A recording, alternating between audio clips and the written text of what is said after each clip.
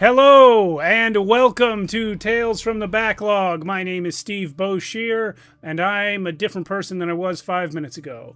If you don't know this channel, this is Shadows of Archonia, where we try out all sorts of tabletop role-playing games. On Friday nights, we do ongoing campaigns at the in-person table in the other room of my house. Right now, we're between, I think, 28 and 29, episode 28 and 29 of Shadows of the Abyss, which is our Shadow Dark campaign run by our good friend Alan. But on Monday nights, like tonight, we have this whole other show called Tales from the Backlog, which is this one, where we do a remote setup and we try out lots of games in like short 1 to 3 session stories. Tonight's a one-shot in Beyond the Light, created by our beloved Max, Candlekeeper over there. Not Chris as Max, but Max as the Candlekeeper. And it's Max with 2 X's, Steve, obviously, please. It's clearly pronounced differently. Max, you just hold it slightly longer. Max yes. 3. Next week, Max with 2 X's is going to be running Chris with 1 S. The first of 3 sessions in Dungeon World.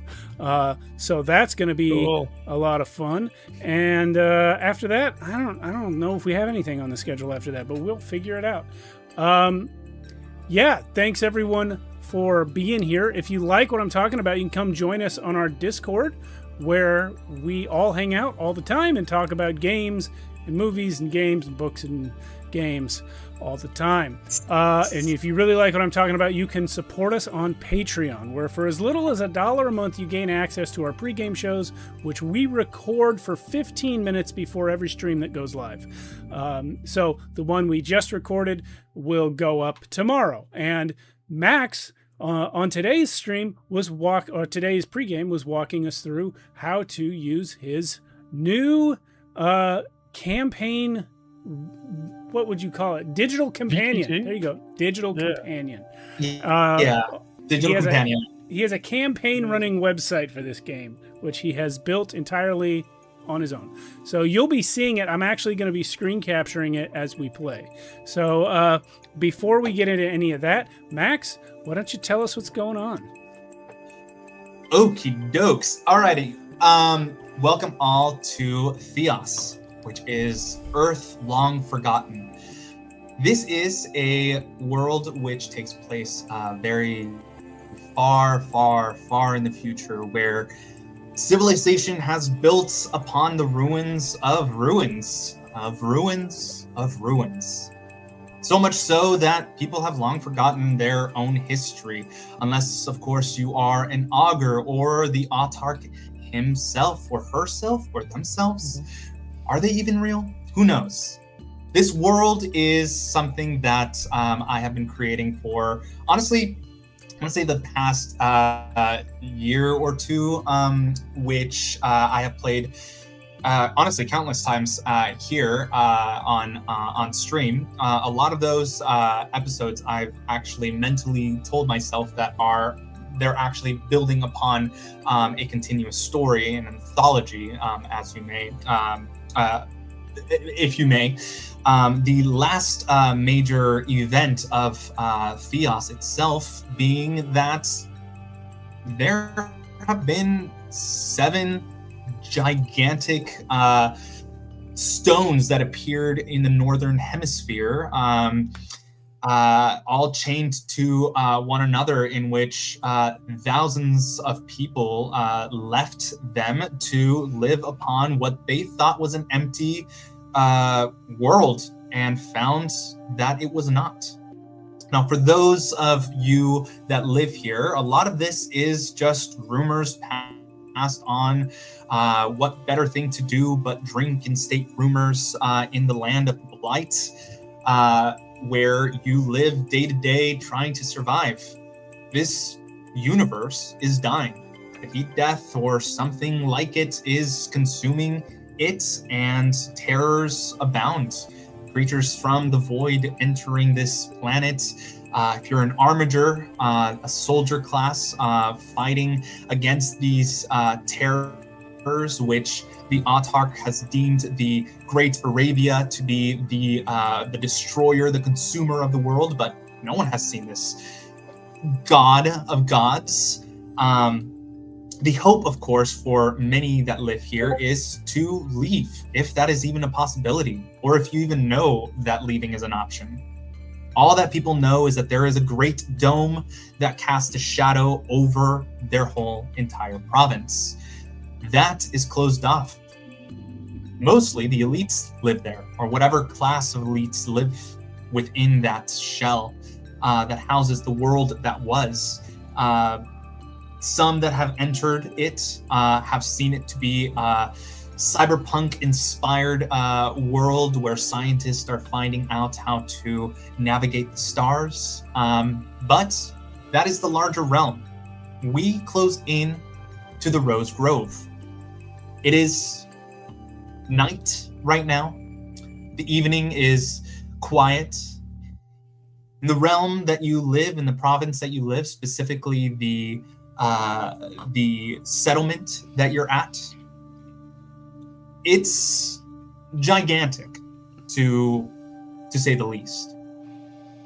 A lot of the different corridors are underneath the ground, and if you've managed to explore outside of your settlement, you'll find that it's a gigantic robot, broken down over time, a lot of the wires being used as tunnels, cables having been attached, which people ride up and down and through the different regions of this robotic place. But people have made it home, and honestly, a lot of people wish to stay.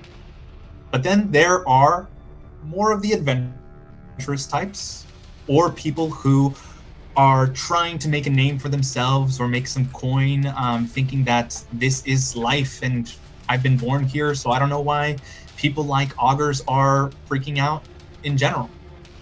But speaking of augurs, we have a few of our own. These people, missionary types, look a little different in regards to what a missionary is. They're more decked out for traversal along the irradiated, blighted lands, masked up to combat against the different hazards that are applicable in the world. But here they are, living their life. In the night that we have, and I'm going to be saying night because on our website right now it says the month is 5, the day is 13. It is Binks Day. That means it's the day of renewal. And I'm going to be clicking on long rest to see what may happen. If everyone can do me a favor and click on holding, so it'll show you the map, which should be a bunch of question marks because you haven't traveled anywhere outside of the province. When I clicked it, it took me back to the character sheet. Yep. Oh, I'm sorry. Try it now. There we go. Yep, now I'm there. Now I'm there. Mm-hmm. All right. I think I'm there. Yep. Sweet. So that is where you currently are. Now, we're going to be starting off with Pepper. Pepper, if you can tell us your character's name and pronouns. Okay, I just lost my character sheet, but Vesna Nguyen is the, I believe it said she was a scavenger. They, them would be their pronouns. Let's see. Where did my character sheet go? If you want to go back to your character sheet, click either traveling or there is a quick access where it says character. If you look at my screen, I'm pointing to it. Oh, there it is. Tiny and small up there. I got it. I'm just blind. All right. So yeah, Vesna Nguyen is the scavenger whose background was a Vault-born technician.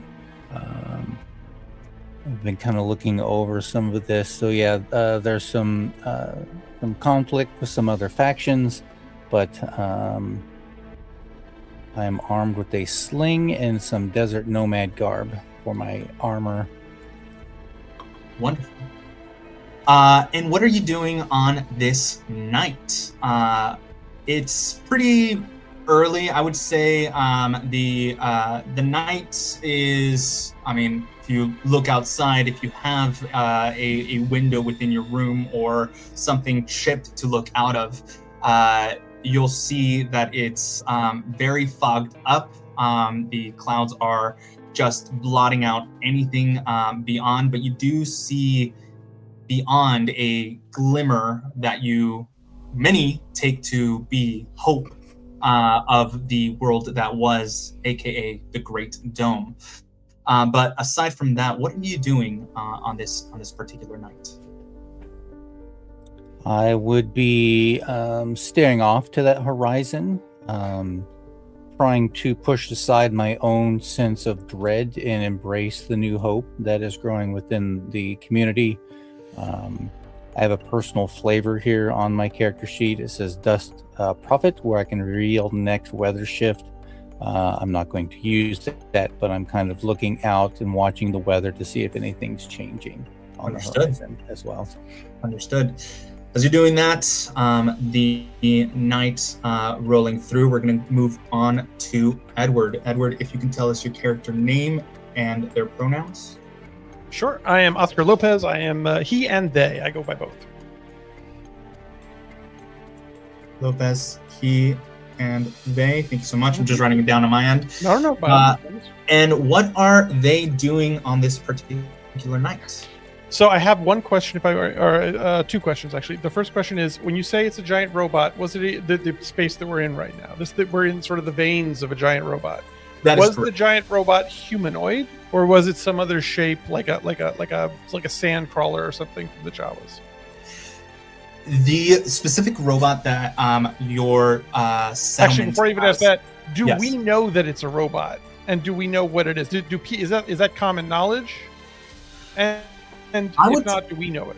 I would say that at least what people call it these days is just a transporter.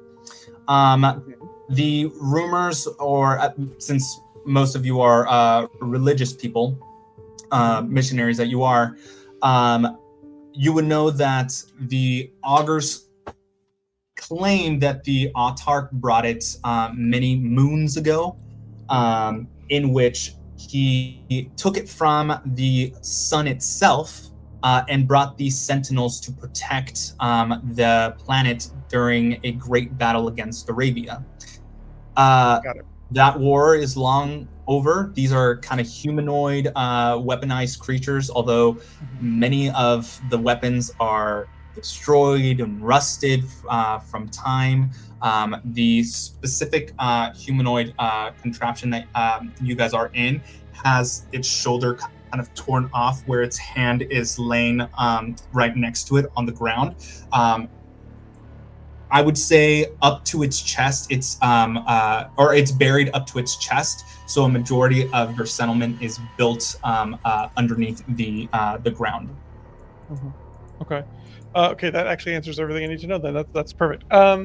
Okay, then I'm just going to be standing next to Vesna, and I have kind of like a classic nomadic sort of religious traveler garb on, although the vibe that I'm feeling is that we're not, at least my understanding of it, I'm open to correction for everybody, is that we are not like actually religious zealots.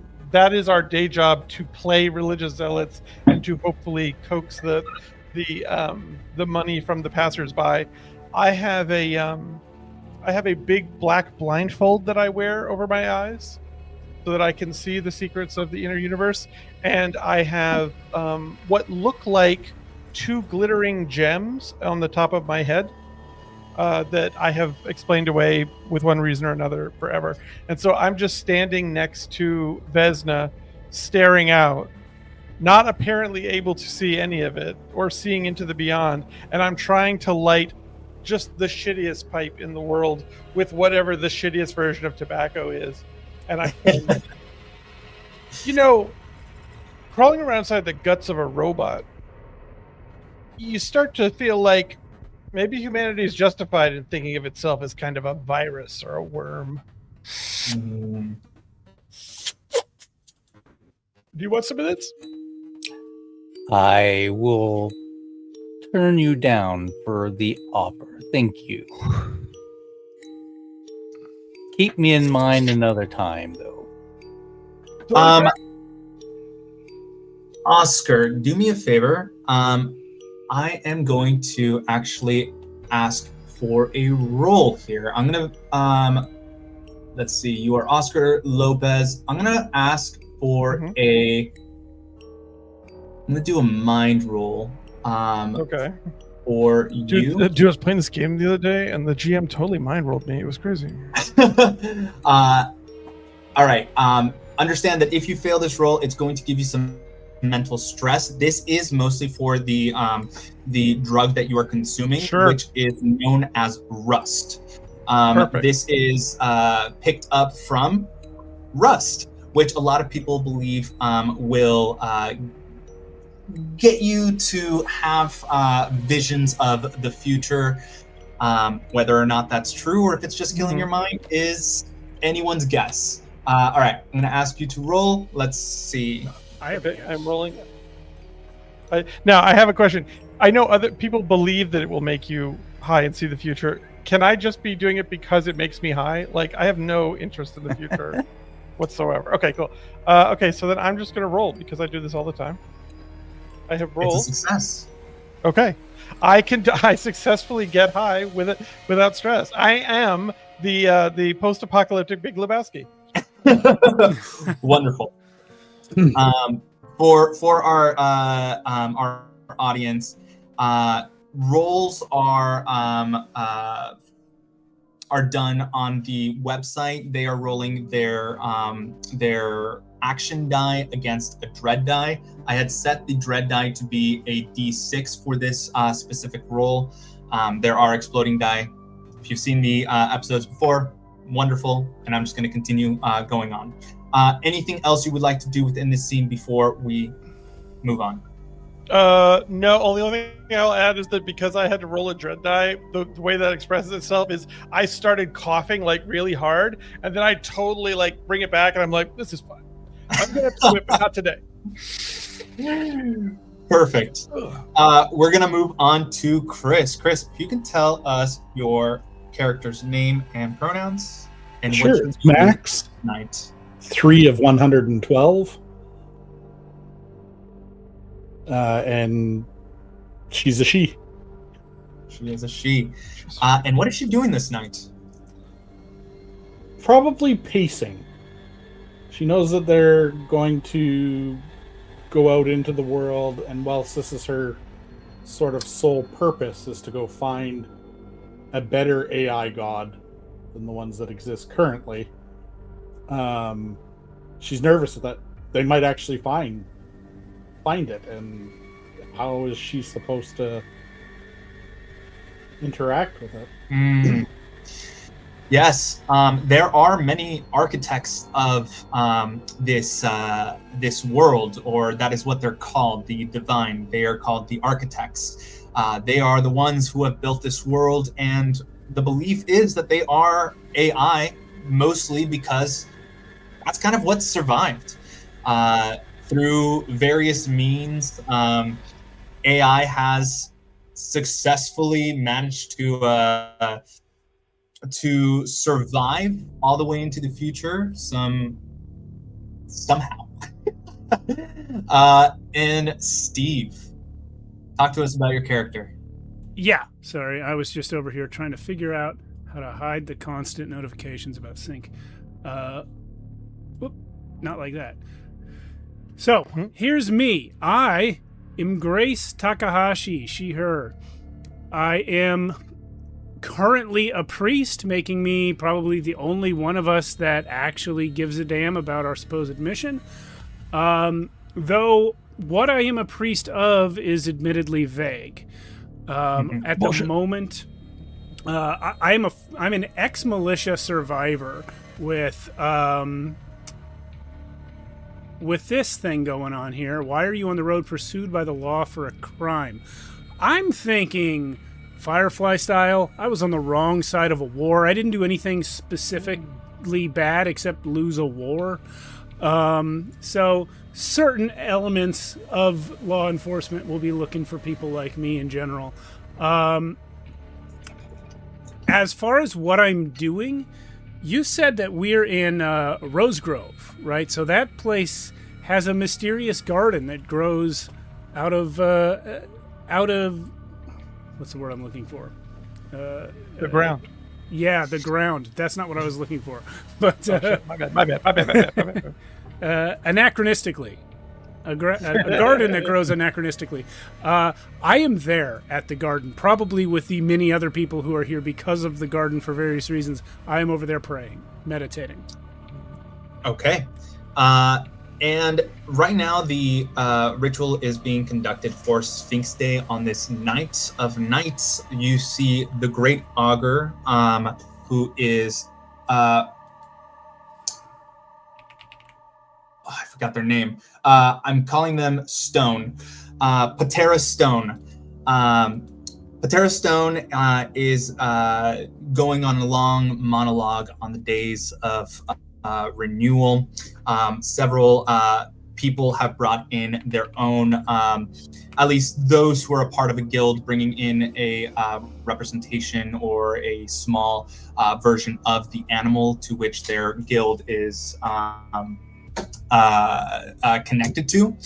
So you see many of them slaughtering like squirrels or calves, and for parts of it, drinking some of the blood and giving some of that blood over to this large pool, which you see the augur lighting it on fire, green flame lighting up the sky. You see this old TV box start to flicker on and off, where this circle over a black screen starts to go as though it's loading before it flickers off, and you hear the Great Augur Patera Stone saying, "They are not satisfied. They are not satisfied." And you hear many people start crying, kind of weeping. A lot of it is just performative in the way that they're going. That is the way that the ritual tonight is going. When they say they are not satisfied, what is the thing that they were supposed to receive or have? Like, I'm assuming we would already know that. What is the thing that they were supposed to receive or get, or whatnot that they are not satisfied with? Blood. Oh, not enough blood. Yeah. It seems like though the amount of blood that a lot of people are bringing, or the sacrifice that they are bringing, is not enough to feed the mainframe that the augur takes care of. For the knowledge of specifically Grace, you would know that the mainframe hasn't been working for a hot minute. You would all know that a lot of the way that the augur has explained away how the mainframe is appeased is through a blood ritual. They light it on fire, this green flame going up in the air, which seems to kind of spark up that old TV.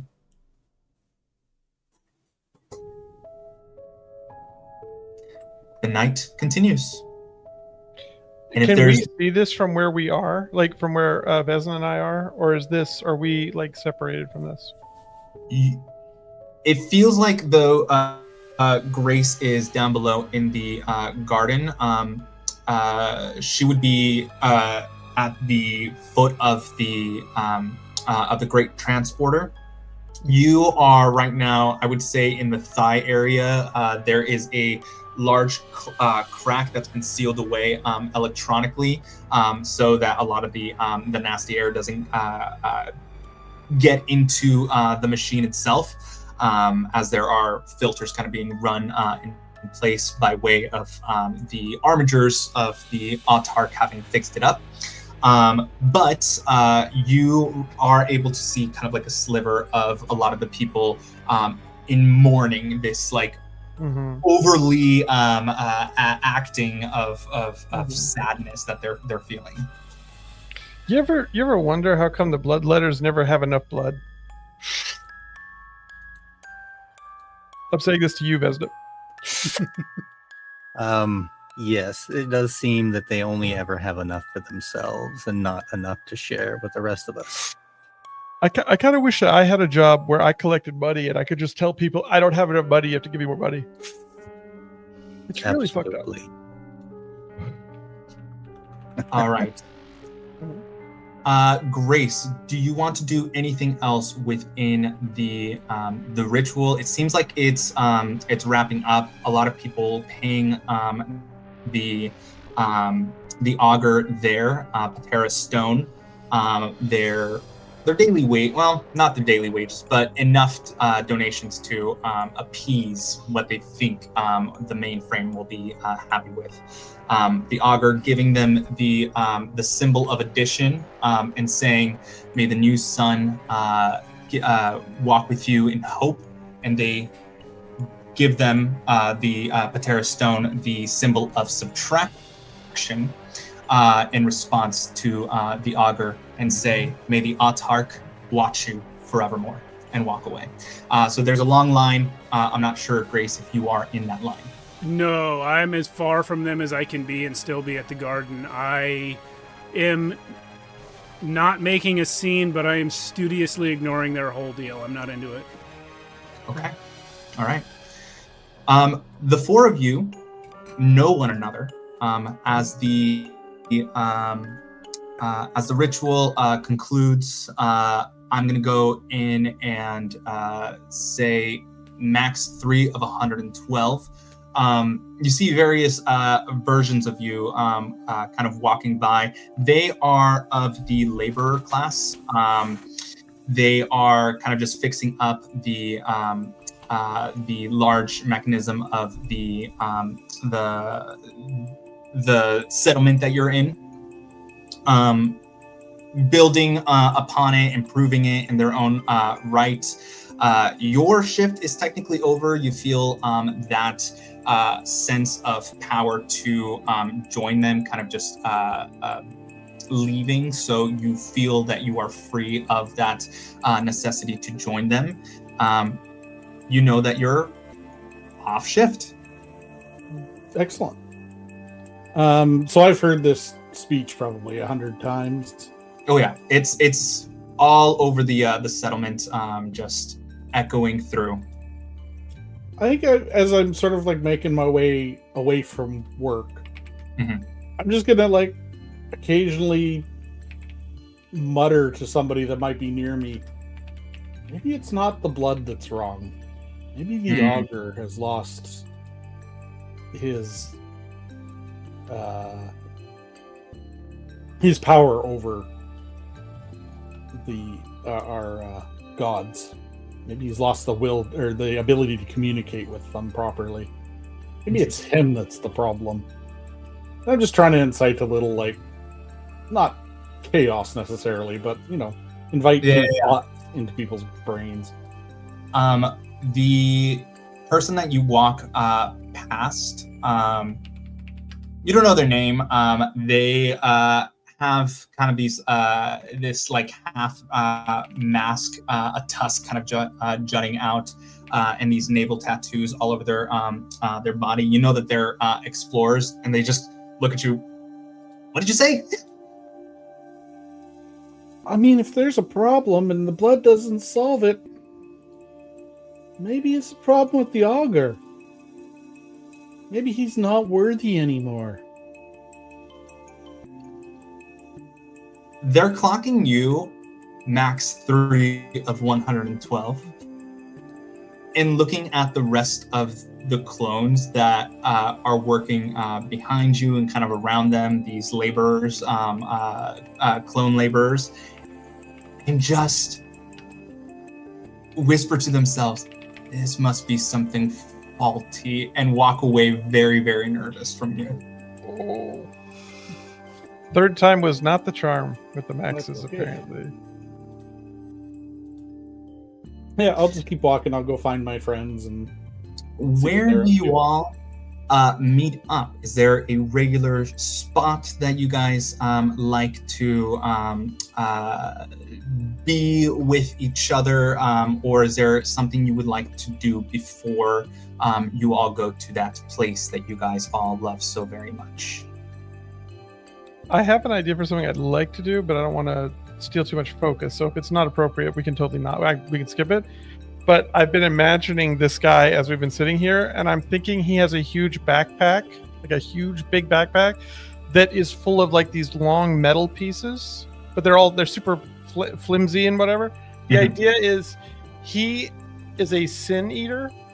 He sells confessions, like in a non-denominational way. And so what he's carrying around on his back is the confessional. Amazing. And so I have like pulled that off my back and I have set it down, and I'm just playing the role of the like harrowed, world weary, acceptor of sin. And for coppers or forgive me, I do not know the denomination, but whatever the like smallest pennies are, I'm playing to the lowest class. Like I'm playing to whoever would want to buy this service. I would eat some sin for them, which is basically I perform a ritual and.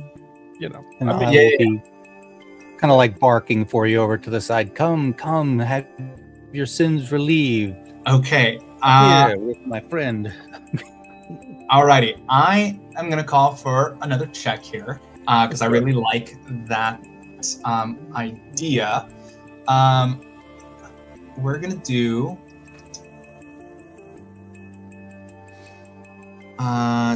Oscar Lopez.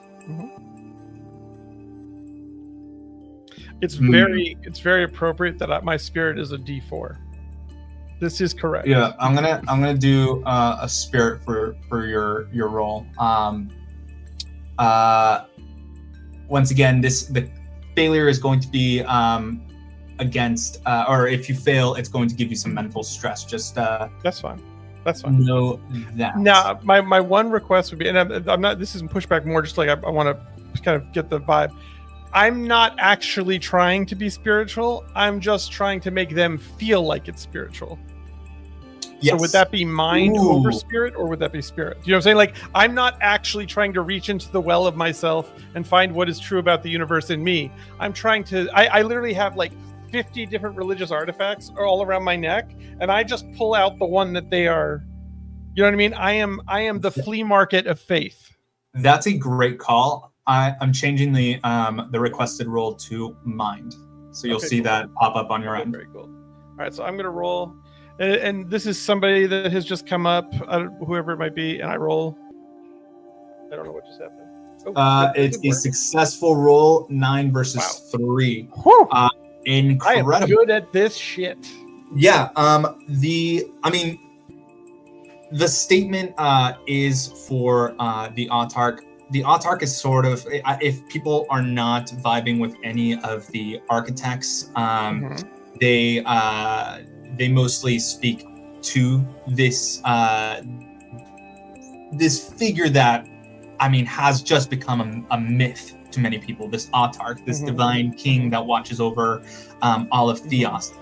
A lot of what you do is the symbol of addition to them, and they respond with a symbol of subtraction. Basically, you imparting this this blessing and them subtracting a lot of their guilt on their end. So they give you. Can I hear what their sins are? Can I hear what their sin is? I wonder what their sin is. Yeah. You see this augmented. The fictional sins. Yeah. Look, we all know why you're here for the tea, everybody. Let's go. Let's hear what made up people are ashamed of. Let's go. When Vesna is calling to people, a lot of them are just kind of wandering around the marketplace, which is where you're going to see a lot of people just kind of trailing about and put moving. Where the fish is. Yeah. This is kind of like the hub before, and around the marketplace are a lot of these the carts up and down to various places inside the settlement. So this is a great hub to do this at. A lot of them come up to you and give you the credits, seeing your vestiges.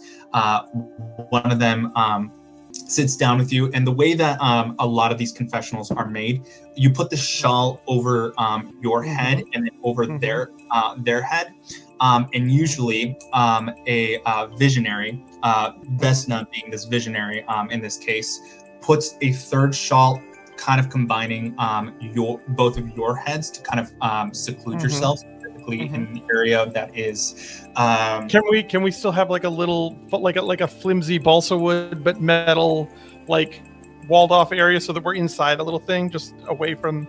Is that okay?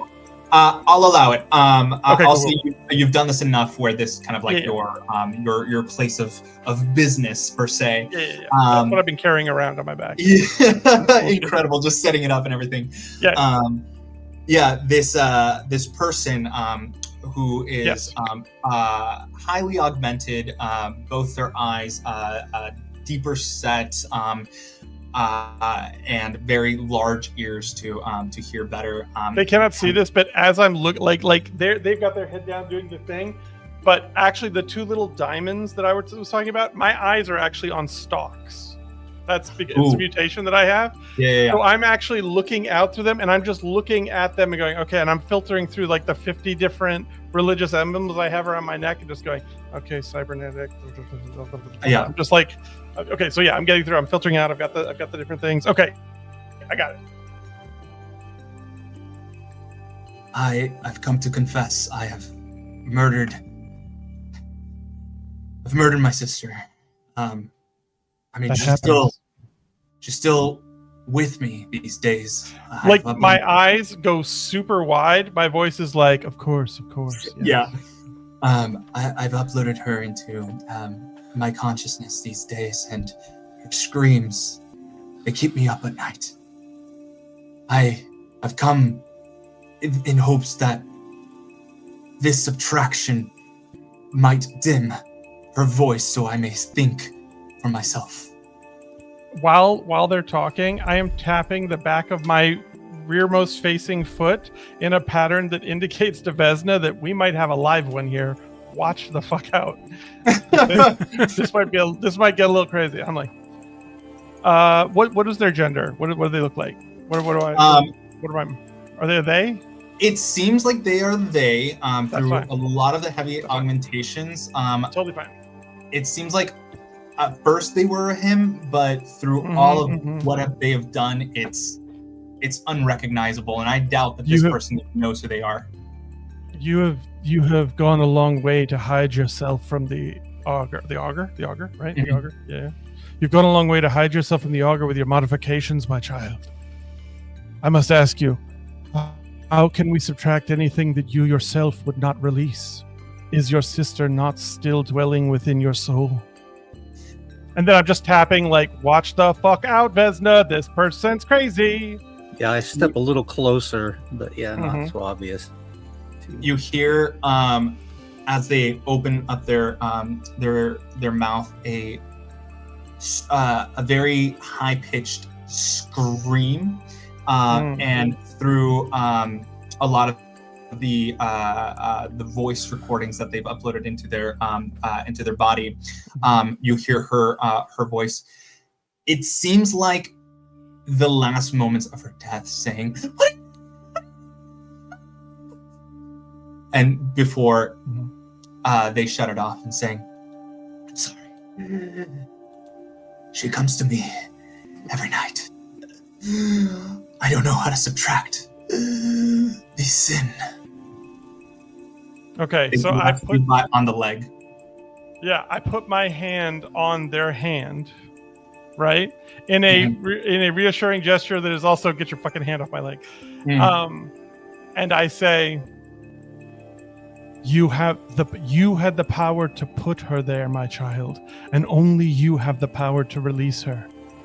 But for an additional 20 coin credits, I can give you the strength to do that work. But you alone know. Only you and the augur can truly expunge this sin from your soul. But I can give you the strength to do it for 25 credits. I think if Max 3 is anywhere near here, Grace is going to lean in and say, have you ever noticed that sometimes Oscar would be doing really well if he stopped speaking one sentence earlier? He does seem to fall on his own feet sometimes.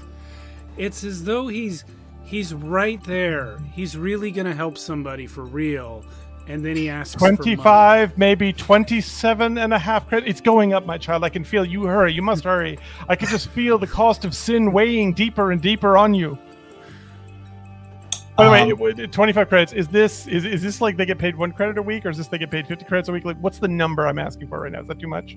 Because I just want to, yeah. For the laborer class, it's dependent on the amount of work that they do. So some days it can just be 10 credits. Some day it could be 100 credits. It all depends. Okay. No, then I'm going to stick with what I got. With the number of mods they got, they can afford 27 and a half credits. Yeah. And so, like, I have a wholly, like, the equivalent of Square or PayPal that I slide with my other hand. I'm just like, quickly, my child, before the wages of sin go even heavier, please. To this, I'm going to be asking you for your spirit roll. I'm not going to do the GM scene check. Open up your quick panel. Yes, I see that. Yes. So, click on Dread Die D8 and then roll that. Okay, Dread Die D8, and I will roll it. I clicked it. I didn't see it. Okay. Oh, roll Dread Die D8. There we go. Yeah. I got a 5. Okay, and then roll your spirit. Now I roll spirit. Do I have to click the stat roll, the spirit roll at the top? Okay. I rolled an 8. Okay, so that sounds like a success. 8 versus 5, was it? Yes. Yeah, I don't know how I got it. Oh, it's because they explode. Yeah. Okay. Holy cow! I don't know. Man, I'm the best. This is just a nightmare. Yeah. You see the or you hear a lot of the mechanical like clicks whirring around their body, and you see them producing a wire to connect into. Everybody has their own. It's very small. Cybernetic implementation. The higher end ones have like a Bluetooth kind of setting where you can kind of just connect it on your own. But this guy seems to be working with old tech, so extends the wire and connects it to yours to give you the credits that you are requesting. Do they clear? Does it clear? It clears. So you asked for 25, I believe. 27 and a half was the final quote. 27 and a half. It's only whole numbers. I don't do halves. 28 then, rounding. The post-apocalypse is hard. We always round up in the post-apocalypse. On your character sheet, where it says credits, you can give yourself that amount of credits. That's so stupid. Let's go. That's so great. That's such nonsense. That's so great. Okay, where is it? Where's the credits? So click either traveling or quick access. Click character sheet or character. Which card am I looking for here? Oh, resources. There it is. Yeah, there resources and vitality, where it says credits. There's an edit button that you can give yourself those, or you can do it by 1 or by 10. Okay, no problem. I got it right here. Now, Steve, why are you giving yourselves credits? I must have done that by accident. I did not. Mine just went up too, actually. Last I time wonder if we're all tied. No, I think that's what's happening. I think we're all tied to the same thing. Because I'm so sorry. That's correct. Your credits are tied together. That's my bad. This is group credits amount. Yes, okay. group credit amount. Okay, we just illicitly earned 27 and a half credits. 28. Yeah, I don't know how to make it change because it doesn't want to. It seems like only Steve has control of it or somebody, but it's not me. I don't know. I think is more than one person touching it. What I'm getting is server validation. Basically, it keeps kicking my number back down, so I don't know what the thing is there. It doesn't matter. That's fine. I have 27. I'll write it down. We can track it. I'll give you guys 27 right now. I have it on my. Perfect. As soon as the encounter wraps up, I just go, the blessing be with you, my child, the augur watch over you, bleed for him and he'll bleed for you. And then I literally shove him out of the box and then shove them out of the box. And then after I shove them out of the box, I stand up, and the box snaps up into the thing, goes on my back, and I grab Vesna, and we just start booking it. Yeah, Like, you see booking it hardcore. You see the person kind of standing on like just alone for a second, like The lightness of your purse is the lightness of your spirit, my child. And I just disappear into the fucking crowd. All that you hear in the last moments is that same guttural like delete the fucking recording. And then that's it. That's the yeah, last is one. that same guttural scream from the girl, and then it clicking off and him saying, "It didn't work." I will walk up to this person. Oh, let's go. Let's go. What was their name again? They didn't say their name. Their name. But they're about to enter a frenzy. I will say, hold, friend. What is your name? Dana. No. Dana, listen to me. Listen to me. My name's Grace. Can you hear me, Dana? Help me. I'm going to try. Did you do as the holy man asked? Did you delete the recording? What do I? Their eyes are flickering like crazy. It's as if they're trying to gain control of some other body or person. That original person that Oscar was originally talking to doesn't seem to be fully in control now. They don't currently know who they are. I want you to try something for me. I can see that you're having an internal struggle. What I want you to try is something called grounding. I want you to take your hands and place them on a solid object like this railing here. And then I want you to close your eyes and just breathe slowly. Can you do that? Yeah, I can try. I'm going to ask you right now what or how you want to approach this. Do you want to do a body roll, trying to do you want to do a body roll, Steve? Do a body roll right now. Do you want to manipulate them or actually teach them some grounding? Do you want to do something more spiritual, or are you trying to get in their head or control their emotions? I think I want to go spirit on this. I'm actually trying to help this person, aware though I am that we're leaving and I don't have the time to really get into it with them, but also aware that Oscar just ripped them off and they were really looking for help, and it would be nice if one of us gave it to them. So I'm gonna try and at least teach this person how to a trick or two to get in touch with their feelings, to control themselves, and to maybe get a foothold to eventually start moving on. Okay. Do me a favor. Scroll down until you see the conditions. Yeah. I'm going to give you the bolstered condition right now, so click on that. Okay.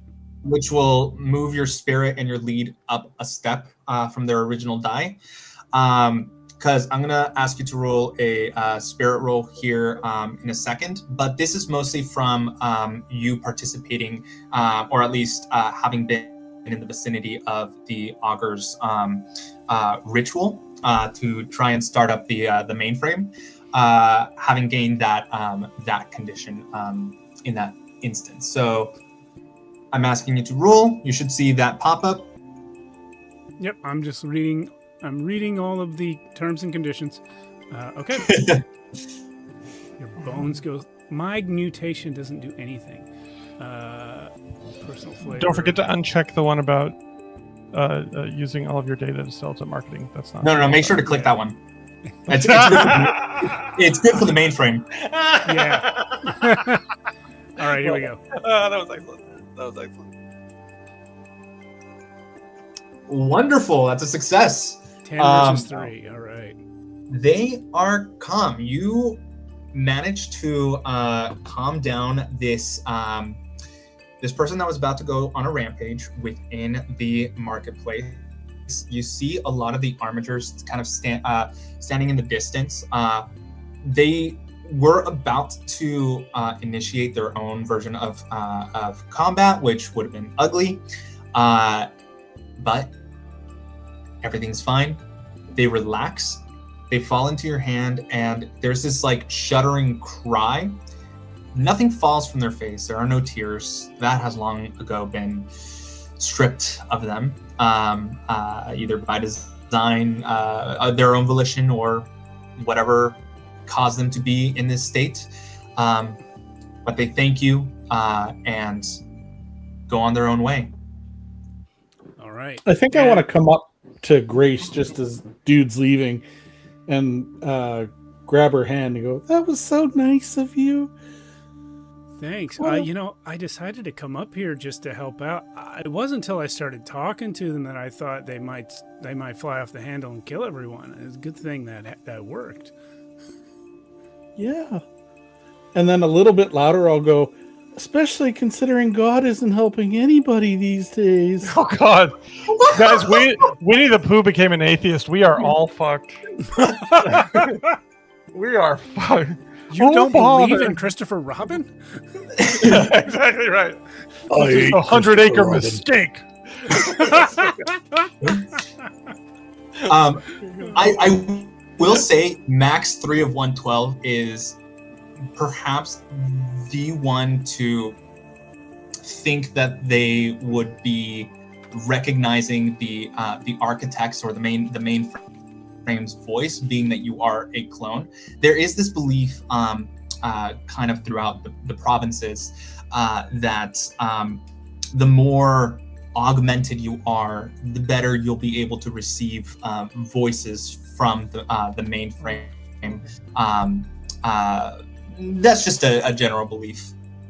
Are you signed up for that belief, Chris/Max? Do you subscribe to the more augments better? She did when she was younger. As she's grown older, though, she no longer believes that. In fact, I would go so far to say as if at one point in time she had started some augmentation, so she like replaced her hand, and has since gone to like a clone vat to get her hand back. Mm-hmm. Mm-hmm. That's good. That's good. That's good. That's crunchy. That's good. It was a very painful experience, but it is long in your past. Well, it can't be that long. I'm only 22. Well, for you, that is a long time ago. That's 2-3 years ago, an eternity. You are standing right now in the center of this giant machine in the marketplace. People are kind of clearing up their items and planning on resting for the night, but you are all together. What would you like? Well, actually, it's me and Vesna have technically disappeared in the crowd. I have rewrapped my eyes behind the bandana, and I'm just going wherever Vesna's leading me. I am the blind sun eater right now. So Vesna, I'll be guided by you. I think I go to wherever it is we predetermined to meet up. Probably a local inn or hotel or whatever they have here. You have your own rooms, but if you would like to either go to a bar or a gaming area or coffee shop or diner to eat, to kind of just shoot the shit, is up to you. Can it be like a full-on small-town countertop diner with booths? There is. Let's go. Yeah, with the that's so it's good. good for us to go someplace else than our home. Yeah. Yes. Make sure we're not being tailed. Yeah. Yeah, you enter this diner within the. There's like various open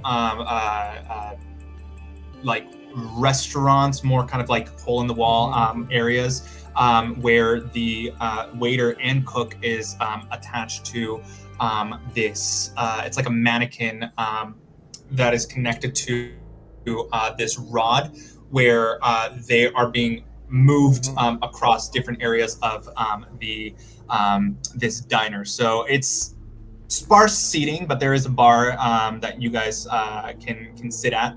And I naggingly pat to Vesna, be like, a booth near the back. Don't forget a booth near the back. The backpack, you know, booth near the back. You remember. Absolutely. The robot takes you there, or more likely they just jet into the general area of where your seat's going to be at. Because it's rather small, they just point and then head into the kitchen to prepare other food for the 2 other denizens that are in here. I take off my bag. I'm actually noticeably smaller without the backpack. The backpack is most of the thing that I'm carrying. Oh my god. I gotta say, I admire Grace's soft touch, but she is. The farmer should never have pity for the livestock. It's just a bad place to start from. And I just start smoking off that pipe. I'm right here. Oh, Jesus. Wait, what's the name of a god here? What would I almost want to say like Saint's Blood or something. What would we say here? There's a lot of blood related stuff. What would we say here? You can say Saint's Blood if you'd like. A lot Blood of these. Of the Saints, Grace Takahashi, do not sneak up on me like that. I was in here before you came in. That's the ultimate sneak up. You knew I was going to be here and you got here first. Yes, you knew I was going to be here as well. We planned to meet here. Then why did I just jump? I'm 'Cause realizing you're I'm getting paranoid. high enough that I might not be able to track the conversation as well. I take off the thing because we're in safe space. I pull down the hood and I just, oh my god, my eyes are off. They're on their stalks and they're just stretching and it feels so much better. Oh my god. Oh, this work gives me such a headache. You have no idea. Every time. Oh, I did a bad thing. I killed my sister and put her soul in my head. God. You know it's your choice that you're doing this, right? Oh, don't come at me with philosophy right now. I'm about to eat. The robot, this dingy kind of Wall-E-esque thing comes up, and it's all emojis flickering on and off. You're starting to get the sense that at least for the past few weeks, or is it months, who knows, a lot of the tech within the robot itself seems to be flickering and malfunctioning a lot. They come up asking you, what you want. You try to press the emojis to respond to the images of the food that you'd like, and then I want to order an eggplant, but I'm really not sure what I'm gonna get. When they return, all the food that you ordered is not the one that you wanted, and a lot of it is just this gray slop. The image looks a lot better, but the food tastes remarkably kind of similar to that item, but it is not. It is not. But it's the thought that counts. Protein sludge. Lovely. I eat it heartily. Like I'm refusing to let my downtime be ruined by bad food. Yeah, I'll also order whatever's hot or reasonably lukewarm and eat it up. And it is reasonably lukewarm. All right. Ask and ye shall receive, Grace Takahashi. So how does everyone find themselves in the guts of the robot today? Well, tired of a lot of the same things happening over and over. Classic. Is it? I mean, I'm tired as well, but, I'm tired of people sitting there and telling me all the tiny and awful things they did. And, Vesna, could you believe that last one? I think they did kill somebody. That was shady for a second. Yes. I just told them to, delete their sister or whatever. It wasn't, look, I'm not happy about it, but, what do you want me to do? I'm in a tin can in the side of the street eating your sin for 25 credits. What do you want from me? Vesna, do you enjoy working with Oscar? It's always something new. My eye stalks turn right to her, really judgmental. All of a sudden, maybe I'm not quite as high as I'm playing. I'm suddenly vulnerable. I'm original. The risk to reward ratio sometimes skews best into reward. But today, that situation was scary, Oscar. You need to be more careful. I mean, I thought I picked the safest one who would nonetheless pay us money. Like, I mean, there's a balance that has to happen there. How was I supposed to know that they like digested their sister mentally and then they wouldn't? And here's the crazy part, okay? You're a computer. You copied your sister in. You know how to delete your sister. If you're not, you're hanging on to it. I think my verdict still stands. Delete your sister. What do you I am do? not equipped to filter out those that come to you. They just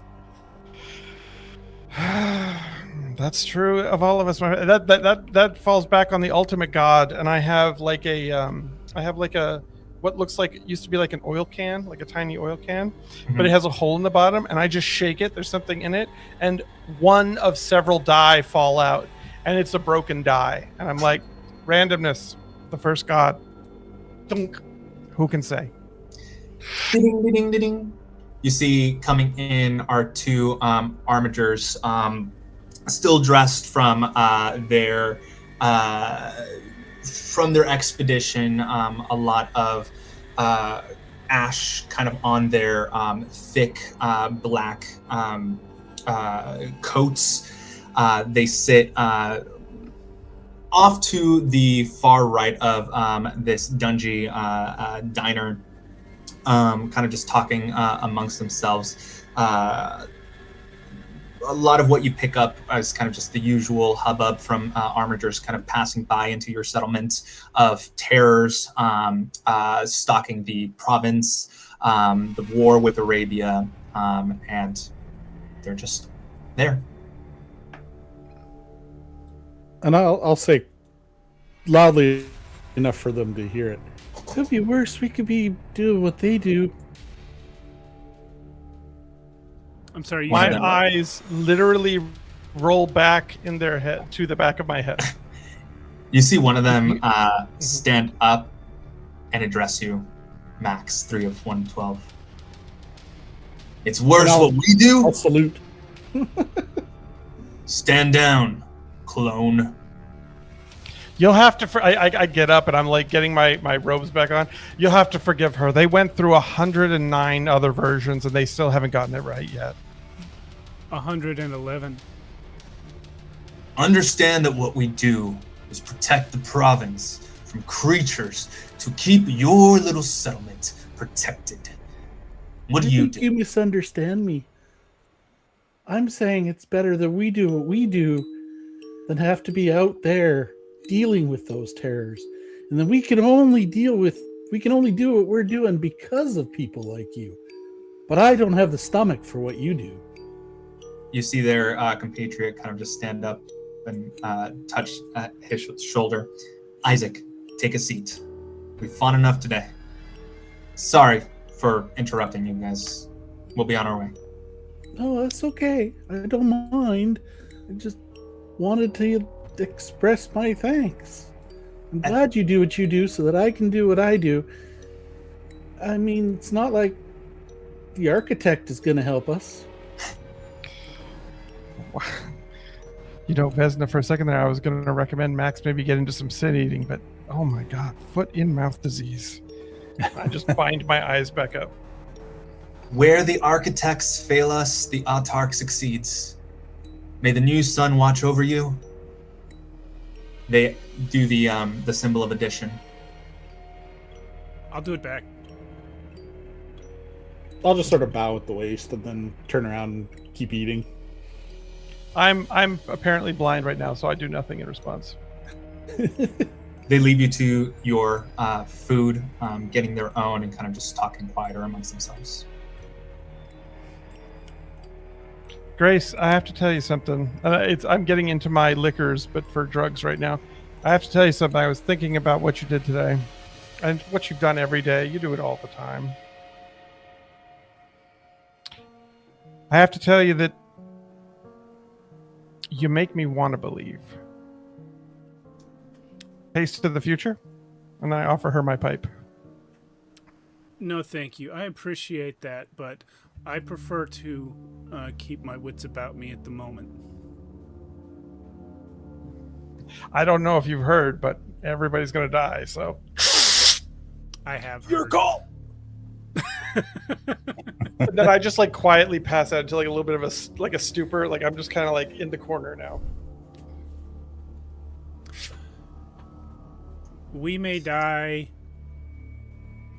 in our sleep before we wake up in the morning. We may die from a falling tree branch walking down the road. We may live to be 99 years old and die right before our 100th birthday. We'll all die. It's what happens between now and then that we should worry about. Also, if there's 109 more of me, do I really die? Yes, you're all unique individuals. Are we? Yes.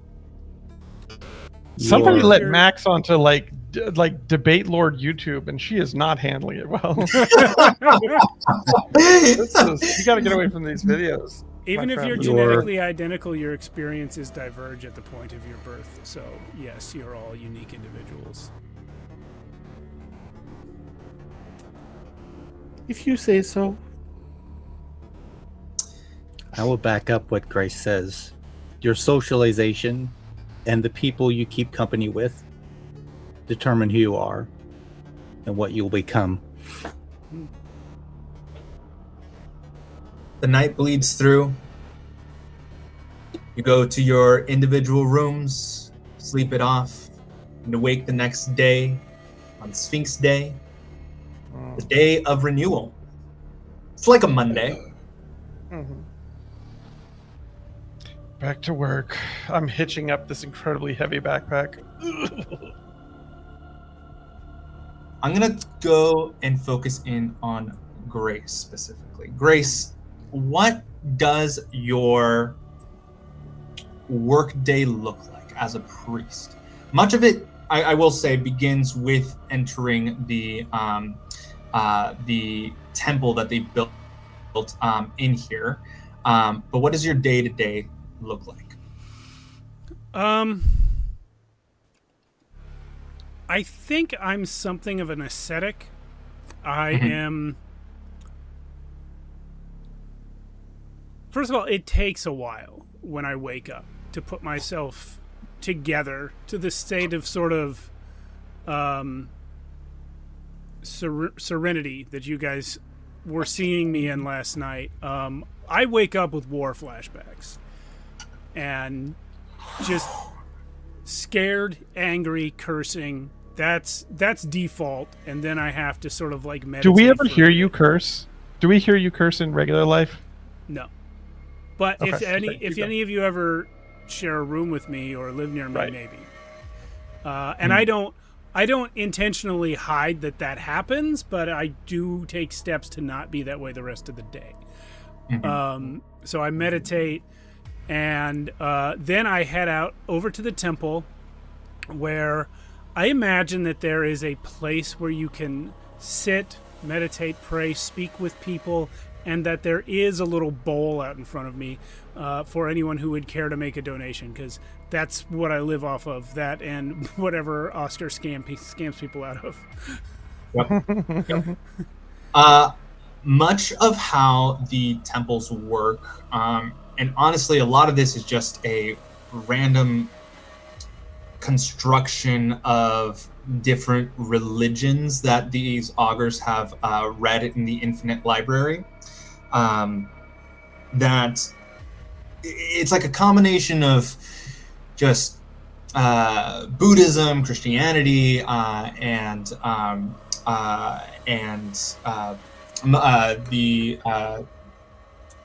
my gosh, why am I forgetting all these Hinduism? Hinduism, yeah, like a lot of it is like it's just constructed where it's meditation, some of it's like yoga.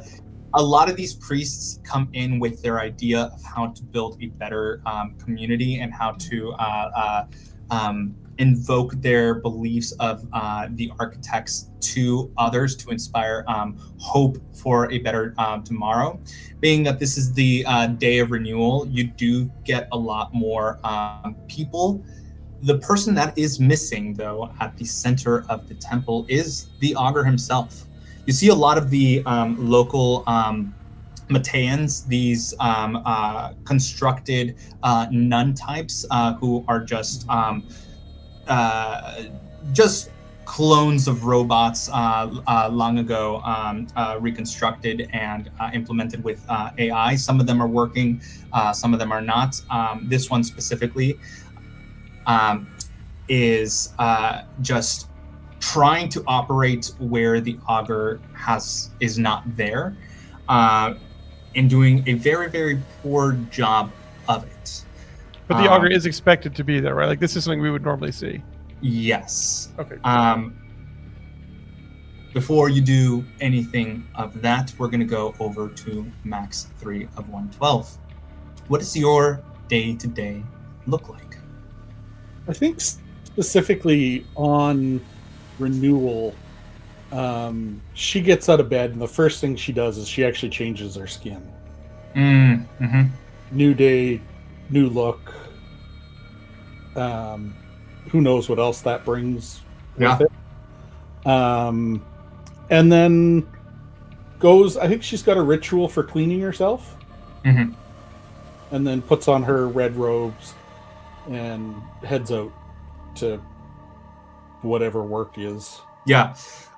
You feel an inspiration within yourself. A lot of these clones, specifically the labor types that you are, have different designations. You don't know who is giving you these orders. Probably somewhere in the brain of this buried robot.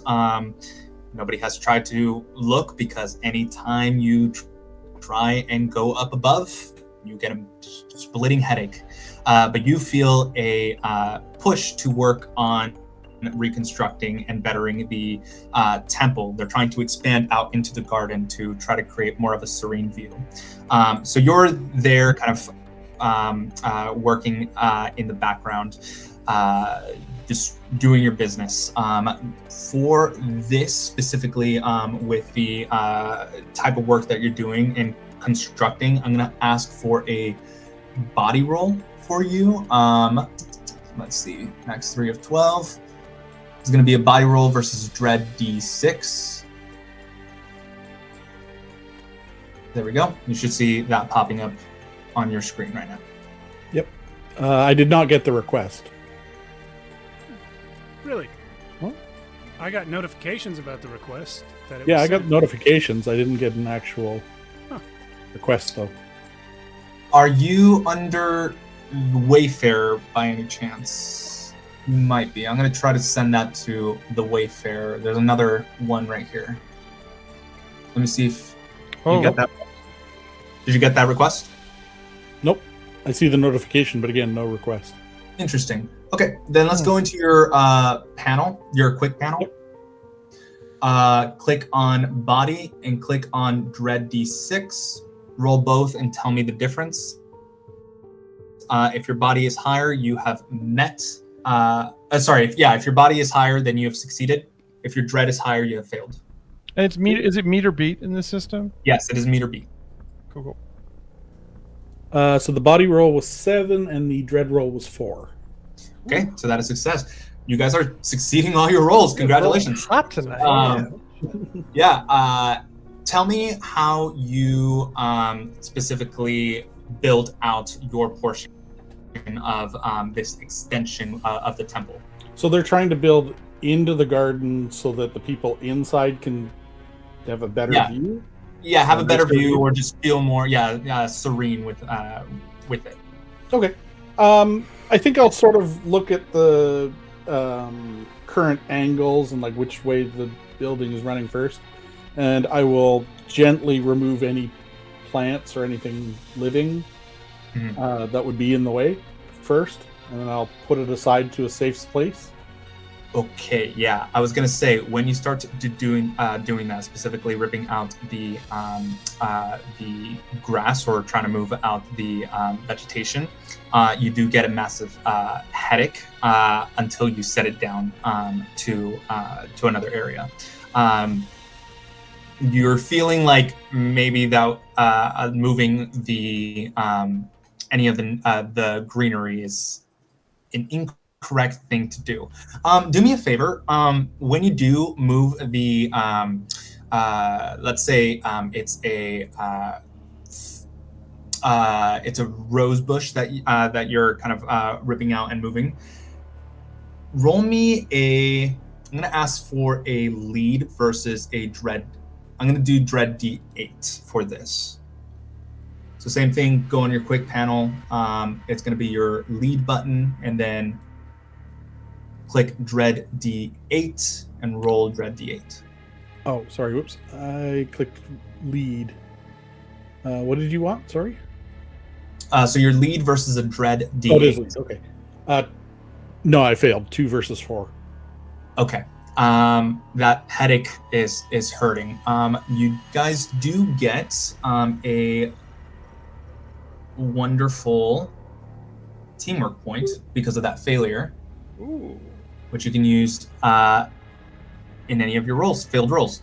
Okay, so yeah, you get a massive headache, thinking maybe it's best not to move these vegetations.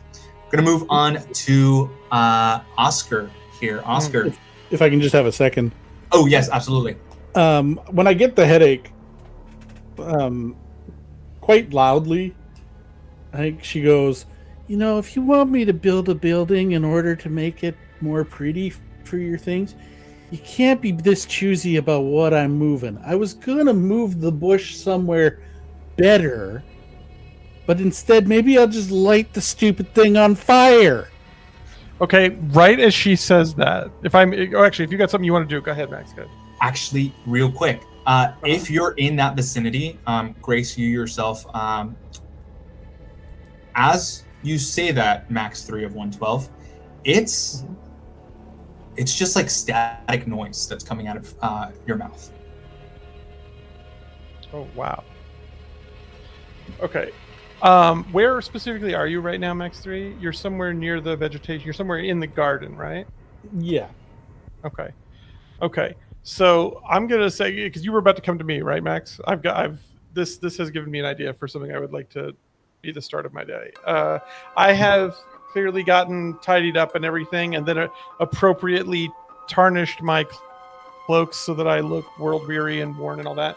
And I just, like, as she is digging in there and static is coming out of her mouth, I just go, Max,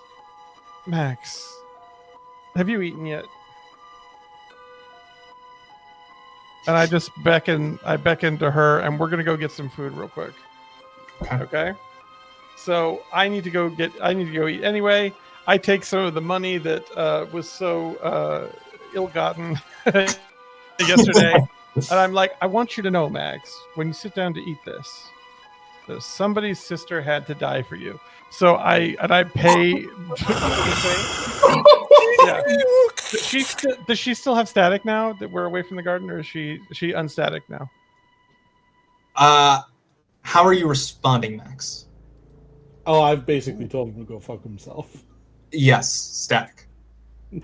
Oh, that's wild. Okay. Do I know that this is something she does? Do I know what this means? Like, I know that. I mean, max 3 of 112 has gotten upset before. This static is not new, right? Like, I know. Yeah, this is a thing. Through their body language, you can tell that they're upset. Yeah. So she statics at me, and I just go, "Love you too, Max." And then I like beckon to the robot to like bring us whatever is lukewarm as of this moment.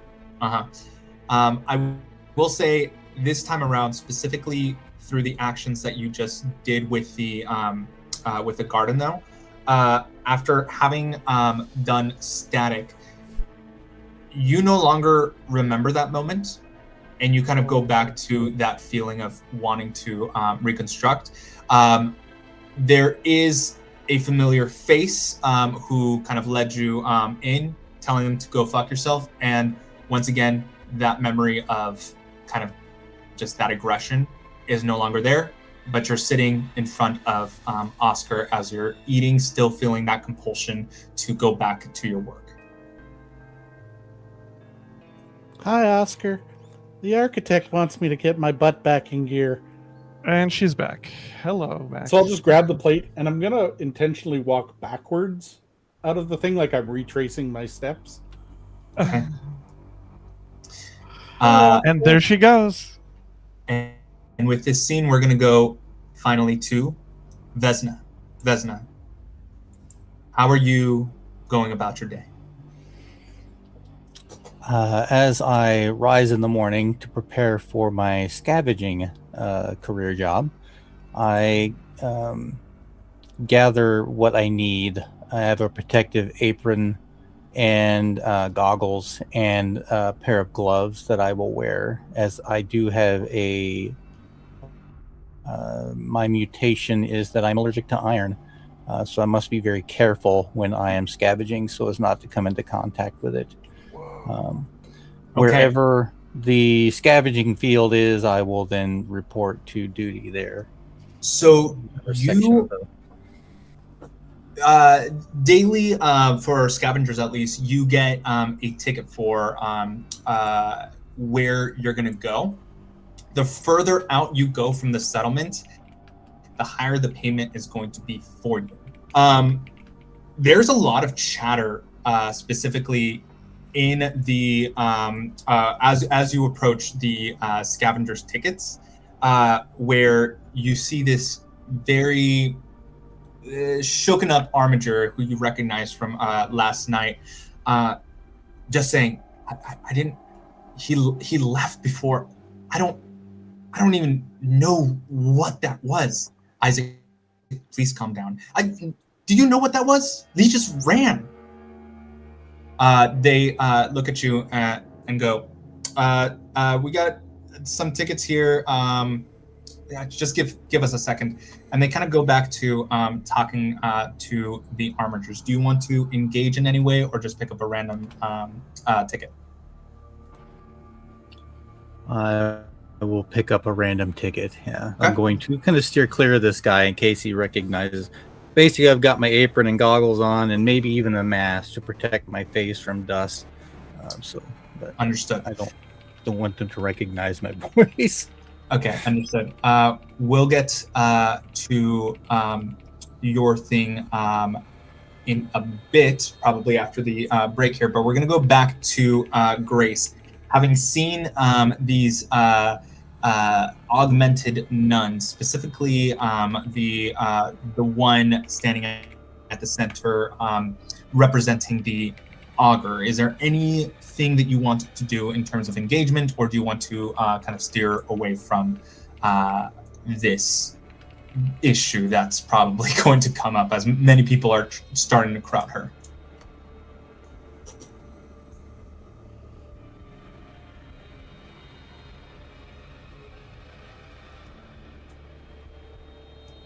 This is to you, Grace. Oh, I'm sorry. I thought you were talking to Vesna. Can you repeat the question? So we're back on your scene where you were on the offering table. A lot of people coming up to you. You saw the augmented nun who has taken place of the augur. So several people are coming up to her, and it looks like she's kind of in distress and not knowing how to handle that big group. I will head over to the nun if I can reach her without going through the crowd of people approaching her. Takes a little bit, but you managed to do it. This is the Mantian. Her name is Emerald. Emerald. Do I know her personally? Maybe not personally. You've seen that she's kind of like the right hand of Patera Stone. More of his favorite nun than anything, and she kind of locks eyes with you as kind of like a cry for help.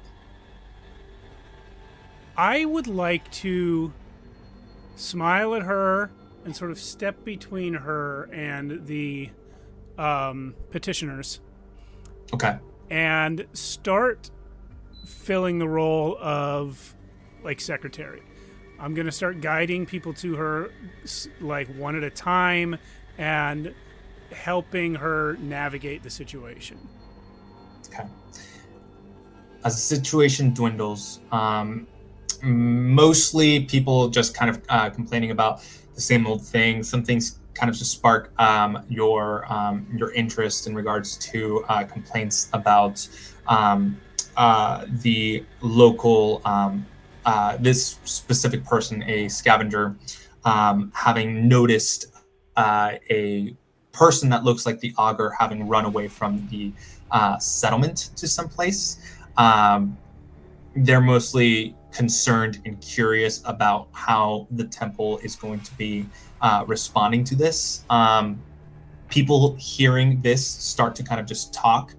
And in fact, a lot of that conversation, specifically within the temple, for those of you that are there, a lot of this noise kind of comes up to you where you start to hear the augurs left the settlement. The augurs left the settlement. What's happening? What's going on? So there's concern, there's worry. And I think that's where we're going to be taking our 10-minute break. Okay. Everyone, thanks for Actually, watching. can I yes and you on this as we go to break? Which is all I've been thinking about is as the defender of the status quo and a ruffian. The fact that when Oscar hears that the augurs are gone, he's thinking either one, shit, there goes my meal ticket. I need religious people to be here. Or two, do they know something I don't know? So like if Grace is doing the decent, nice things inside of these temples, the camera would be panned over to me and I'm knock on the door and I go, so I heard the augur's gone. Wonderful. When we come back, we're going to be picking up on Vesna Nguyen's scavenging, and specifically where they are going to be heading before we go back to focus on the temple. See you in 10. All right. Thanks, everyone. Welcome back. Welcome back. Alrighty. Where we left off is this interesting mystery of a missing augur. And also, Vesna's scavenging expedition. We're going to be going into the holdings page for this.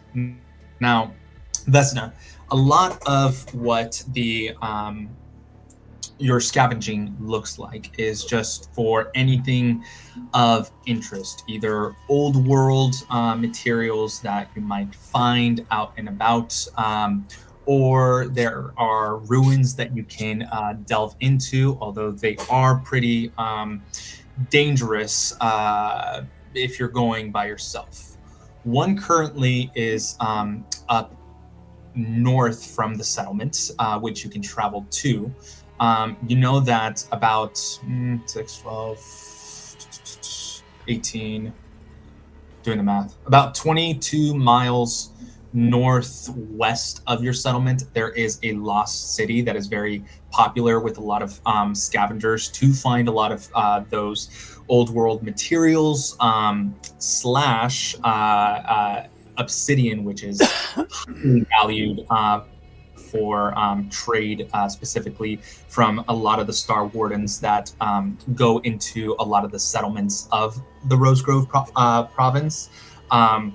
They sell for a lot, but those can be found in the Lost City. Now, the specific card that you took is mostly for protection. Since you got a random card, I'm going to ask that you roll me a d12. No, give me a d20. That's going to be how many hexes you are free to roam around without, if you encounter an armiger, being arrested or fined for something. So if you go into your quick panel, you'll find a free roll with a d20 option. If you click on the d20, it will give you your result. So free roll is right underneath teamwork points. Free roll. There we go. And you said a D20. Mm-hmm.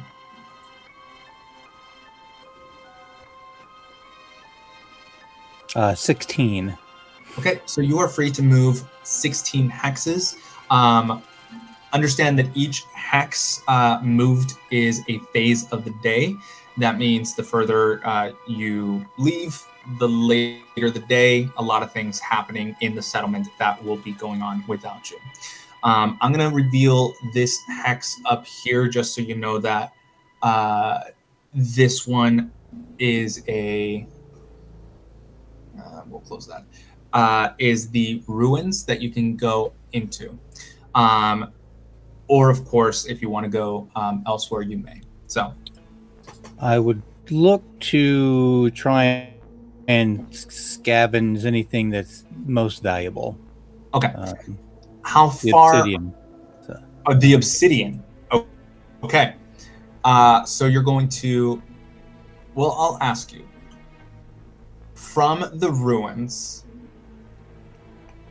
since you're going to be continuing to travel, that is one phase of the day, so it is evening right now. No, that's incorrect, at least in the context of what we have stated the day was. It is the afternoon right now.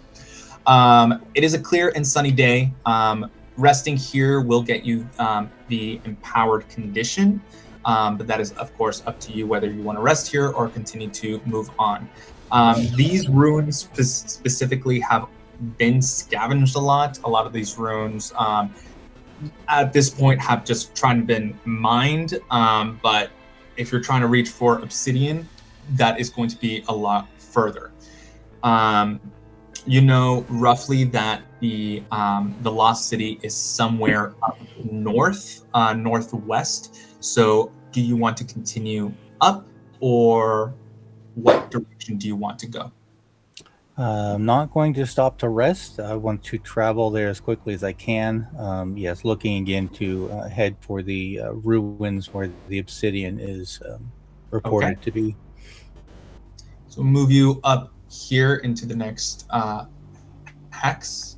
Okay. So we've encountered a wilderness hex. It's a mountain. Clear and warm as the spring weather, and I'm only stating that because there are certain weather conditions that can be very dangerous. A mountain range that has been stripped, mined, terraced, cabled, and tunneled for a century. The operation stopped, the damage did not. Flora and fauna here, black moss and metallic vein fungi. Neither species is cataloged, both appear to be thriving. And you see on your travel here on this state, a pre-collapse tracking station. A Tana array still aimed precisely at the sky. Its receivers are warm. You can observe one of the many directions here if you so desire. We have north, northeast, east, southeast, south, southwest, west, or northwest. Where would you like to observe, if you would like to? Or if you want to blindly just go up? We'll continue up that kind of neck quadrant, kind of up to the left. Okay. A encounter that you do get, do me a favor, everybody join the encounter there. So just ready. Oh, I see. I am ready. Okay. It's all clear. It seems like nothing occurred on that day, which is fine. It's an uneventful travel through the mountain. So you're continuing up. All right. Another clear and sunny day. Gonna roll for an encounter. Do me a favor, click ready for yourselves.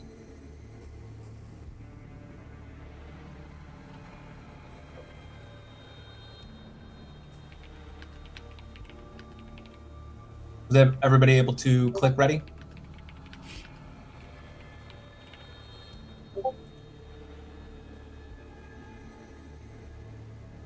Because it does not appear for me unless everyone is...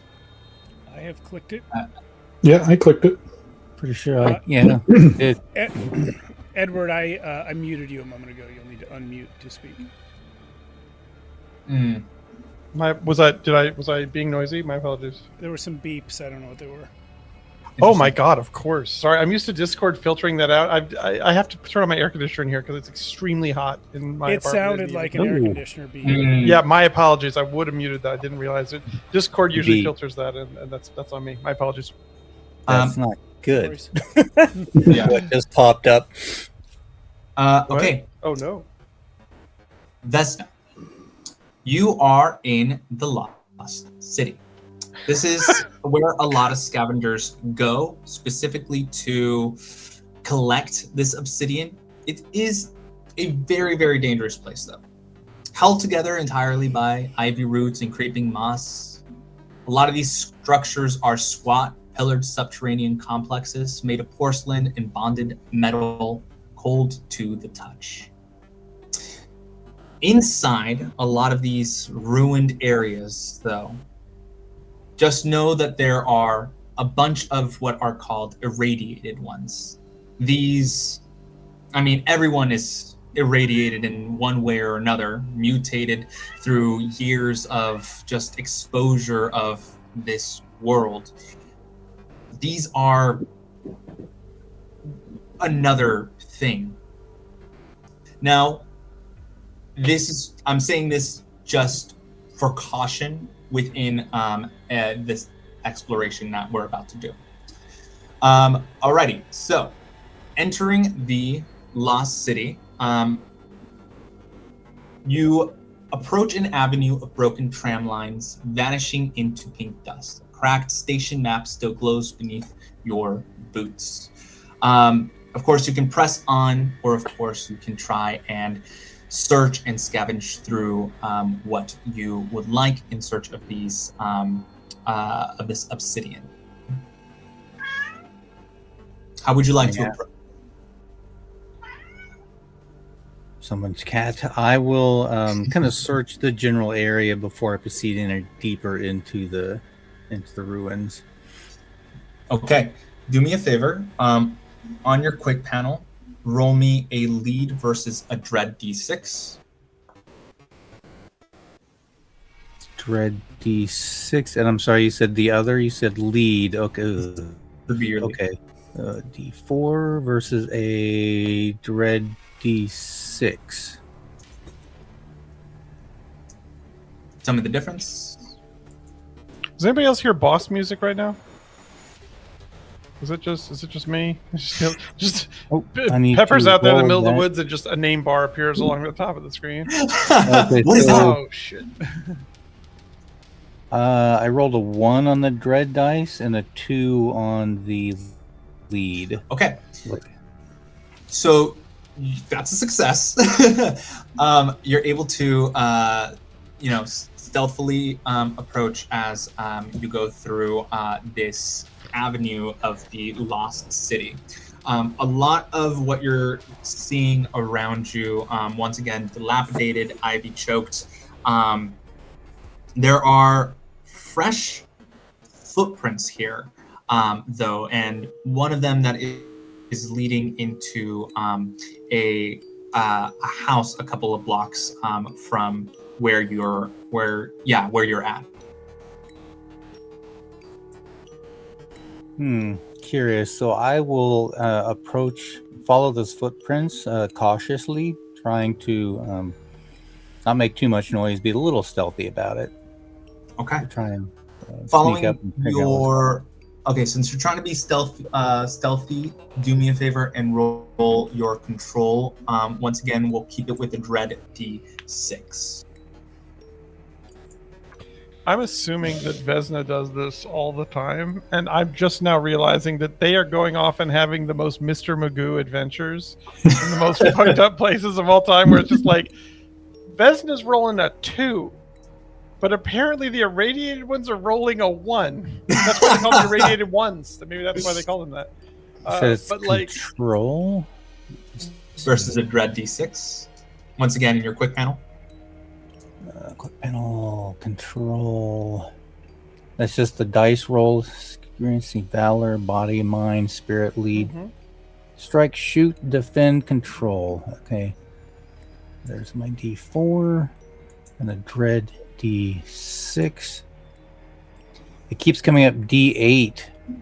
even though I switch it to the D6. I think, yeah, it does switch to D8 by default every time you close the quick panel, I think. So anyway, it rolled a D8 and it gave me a 7, and my control's a 2. So. So your control's a 2. Don't worry, I'll roll the dread here for Okay, D6 thanks. if yours is rolling a D8. I rolled a 2 for my dread D6, so you're fine. Me too, thank goodness. Stealthily, They're walking along. One girder's coming up, the other one's coming down. They just walk straight across it. With They- my Yeah. glove hand, I wipe the sweat Exactly. from my brow. yeah. Your stealthy approach, though more kind of just in the open, kind of following the shadows. You do see these giant, grotesque group of best I can describe as blob, kind of mulling around on these creatures that seem half stitched together through this alleyway, completely missing you, but you know those to be irradiated ones, and they are quite dangerous if interacted with. But entering the building is when we're going to be cutting away from you and back to the settlement. Back at the settlement, we had left off with the group having, or at least Grace talking with the Mantian, who was being crowded by a bunch of these patrons, and one specifically who stated that they saw the augur running away. Now, a lot of the whispers and talks specifically at the temple here has reached the ears up to where the construction site is in the garden area. But you would guess, at least for something as big as this, as much of a leader as the augur is within the settlement, that potentially a lot of this noise is going to go to throughout the settlement itself. The only person who's unable to hear it coming as static for themselves is Max 3 of 112. I have, when we last left to break, I also had knocked on the door of the augur's office and was trying to speak to their admin and say, so I heard that the augur's missing, and I would like to find out whatever they can tell me about that, because I'm extremely interested. You see this very round man sweating profusely in this very insulated room, a bunch of papers scattered about, and when you knock it, you can close the door behind him and it just kind of creaks open, and he turns around with a bunch of paper in his hands, just frightened at you. Oh, gods. You see that this is another augur, more of an admin type, but seeing you kind of recognizes that you're more of a peddler than anything. You're the one that's keeping our patrons from us, huh? What Not at all, not at all. And I've cleaned up my necklace, so I only have the augur related religious stuff. So I have the plus and other things like that. Just I'm simply here as a patron of your fine arts. And if you're looking for confessionals, our Mantian is upstairs doing that job. No, I've had all the confessionals I can handle. I am curious though. You say the augur is missing? That doesn't seem. I didn't say missing. That was not from my words. Gone. Who's saying that? Gone. Is he gone? The augur's not there. There's a Matian out there that's looking pretty overwhelmed at the moment. It is the day of renewal, and many of our augurs are renewing. They were, yes, they are called to the Great Dome to get their prophetic visions from the autarch themselves. Yes, everything's fine. Now, here's the thing. I never said everything wasn't fine. The fact that you told me it's fine makes me feel like it might not be fine. But I'll tell you what. I'm not here to be an enemy to you. I'm here to be an ally. Because it seems like y'all are shorthanded.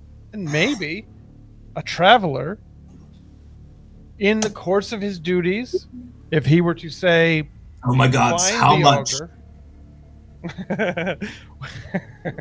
He's like, that's a great question. And then he just, so like, the other thing too is he's still wearing his blindfold, but the diamonds on the top of his head kind of fix at you and sort of squint a little bit, like 37.5 credits. I'd say 38 credits would be enough. Listen, I was here simply as a fellow man of the faith, trying to be of assistance. But obviously, if you'd like to help me in the cost of discovering or relocating or resecuring the auger, if it comes to that, ties, binds, narcotics, these are all expensive. Is it just going to be you, or are there other people? Oh no, I've got a whole cadre. More ragtag, you might say. Is it 38 per or just 38 total?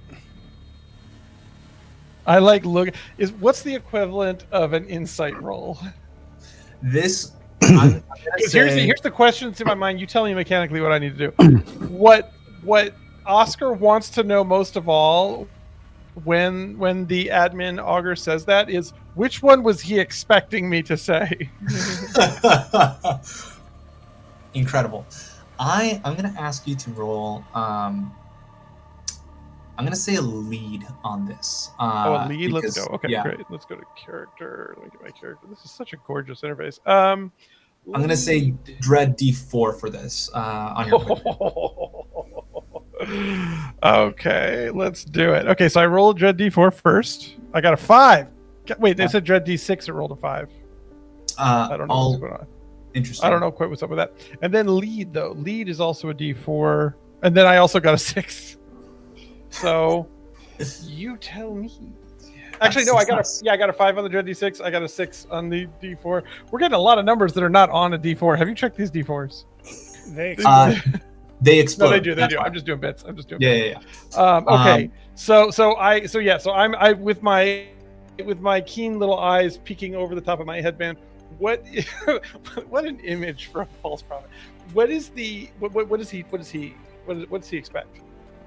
First of all, because of your explosion, if you can do me the favor of giving yourself the focused condition.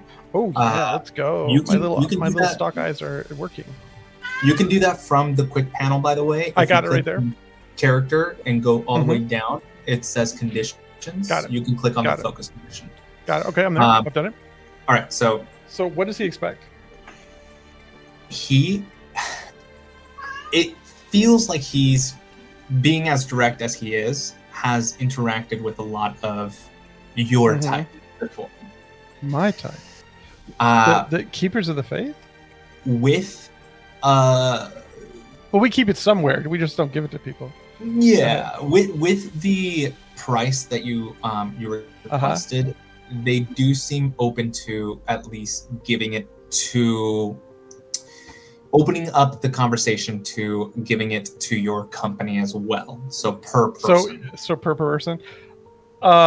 Saint's blood, sir. I would never ask 38 a piece. It would be 35 a piece, shortly. First of all, watch your mouth. We are in the temple. And they do the sign of subtraction towards you as you say that. All right. I'll sign up the contract, give it to you. You can read it over as you wish. And then they kind of step away from where the augur's table is. And he points to it and says, "It seems like the augur has gone a little mad for the lost city. I'm not entirely sure has Vesna, have you ever told me, like, is this the first time you've ever gone to the Lost City, or have you gone before? This would probably be the furthest I've ventured out. Okay, so then I just, because you're my friend, I'm assuming we talk a lot, and you've gone. Okay, that's the Lost City, you say. What could he possibly want there? It's a great question, specifically with how,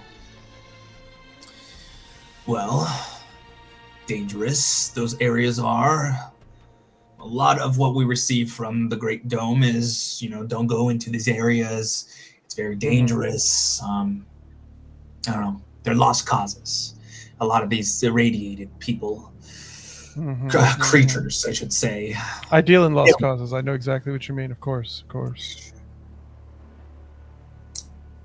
I don't know. I fear he may have gone that direction. Do you have any idea why?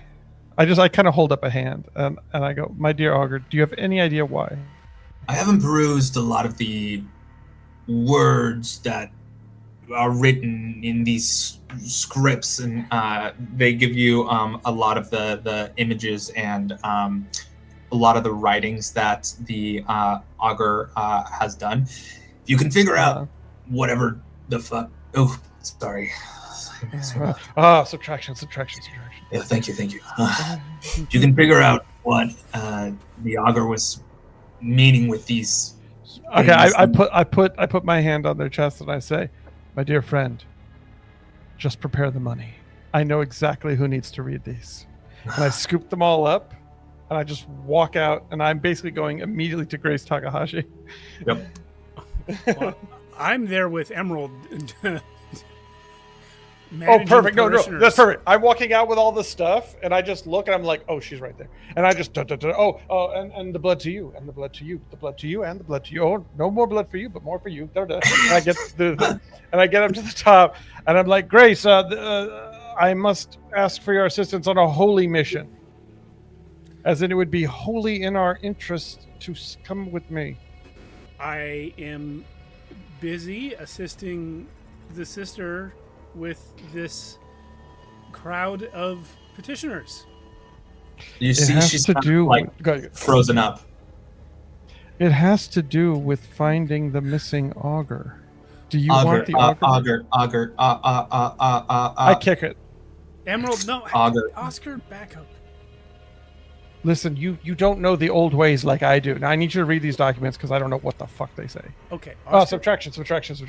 Oscar, I hereby appoint you to assist the Mantian while I take the whatever this is that you have brought me and go figure out what it is. Okay, so I hand them all to you, and under my breath, I'm like, I'm taking this out of your share, and I'm gonna just start. But I'm way more effective at this than you are because I just start sending people to corners of the room. Go do this 5 Hail Marys. I'm just making up new things. Look, I'm dealing with the desperate faithful. This is all I do all day is sort of herd crowds. That's why I knew you could do it, but at the same time, I'm aware that it's like when you work at a call center that has the priority of cycling people off the line as fast as possible versus the call center that actually wants to provide customer service. Oh yeah, no, I am a hi, thanks for calling, goodbye person, 100%. Yes. So they're just the crowd is quickly dispersing as I just sort of like stand from Monkey Island my way through this experience. As you're doing this, there is almost this explosion sound that sounds behind you, where the huge goblet of collected blood that was there yesterday erupts in this green flame, and the old TV box that has been embedded into the wall once again flickers, and you see a lot of the local laborers, clones or heavily augmented people just shut down for a second. Max 3 of 112. You also shut down for a second. Before you see on the screen the loading sign before it flickers off. max 3 of 112, you no longer feel this need to continue to work. It almost feels like the feeling of when later in the day you are no longer required to work. But it's strange because it's still pretty early and that feeling is no longer there. I'll just sort of look around. Do I know that I shut down or passed out or whatever? No. I think I'm going to test it. I'm going to grab the rose bush and beat it against the side of the church. Okay. When you grab it, once again, do me a favor and roll me a...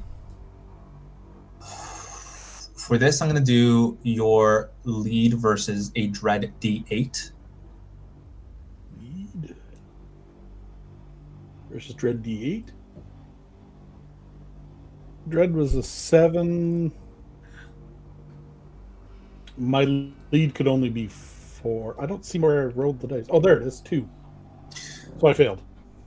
Wow. Okay, so that's another failure. I do believe you guys have quite a bit of teamwork at this point. If you want to spend some of it, or honestly, sorry, you rolled 4 for your lead, was it? 2. So you currently have 6. 5 points. You would need to spend 5 teamwork points to succeed. No, What happens I'm if curious the- as to what's going on. This is Yeah, same. I'm Okay. not going to bother spending it. You're not going to spend it? No. Okay, then never mind. A splitting headache once again as you grab this and start to interact with trying to destroy a lot of the local greenery. There seems to be something in the roots, but it looks like static to you. It's weird. Okay, so yeah, I guess I dropped the plant. Now. Well, I guess that didn't work. Okay. Can I just wander away?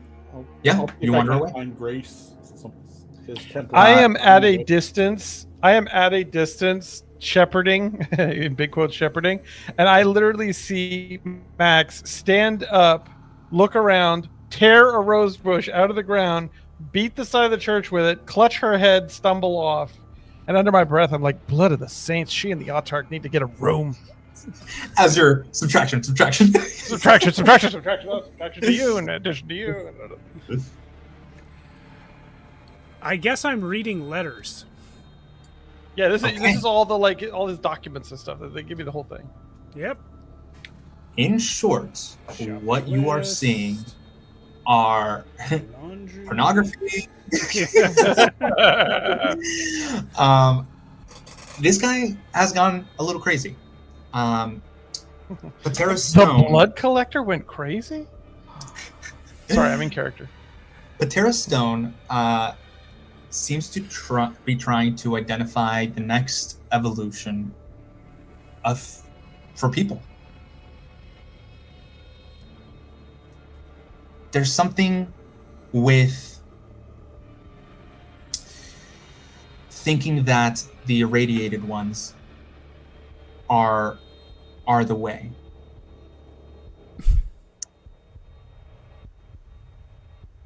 I ain't mating with no irradiated ones. He seems to really be into eugenics, and he seems to have run away for either collections or because there is a breakthrough. But you see that there is a huge question mark in his writings about wanting to go up above and manipulate a lot of the tech in the settlement, thinking that I think the first step is those that are connected, well, electronically. Through them, he's going to try and affect their genes in a way to become more resistant to the world, in hopes that through this manipulation, humanity can live into the next age. It's untested, and he writes, Autark, forgive me for those who might die. Okay. His crazy theories, understood. What am I getting about where he went, why he left? It is a lot of, at least for what you're reading, and specifically what people, kind of common knowledge is about where irradiated ones are. It's a lot of where the lost city is. You don't know specifically. I think you've been settlement bound for quite some time. That is outside of the settlement. You would need to talk to scavengers or armigers who have explored the province a little bit more to try to understand where the lost city is. Right, but the lost city's not actually lost. Like you said earlier, a lot of scavengers go there. Yeah. Yeah. So It's lost findable mostly information.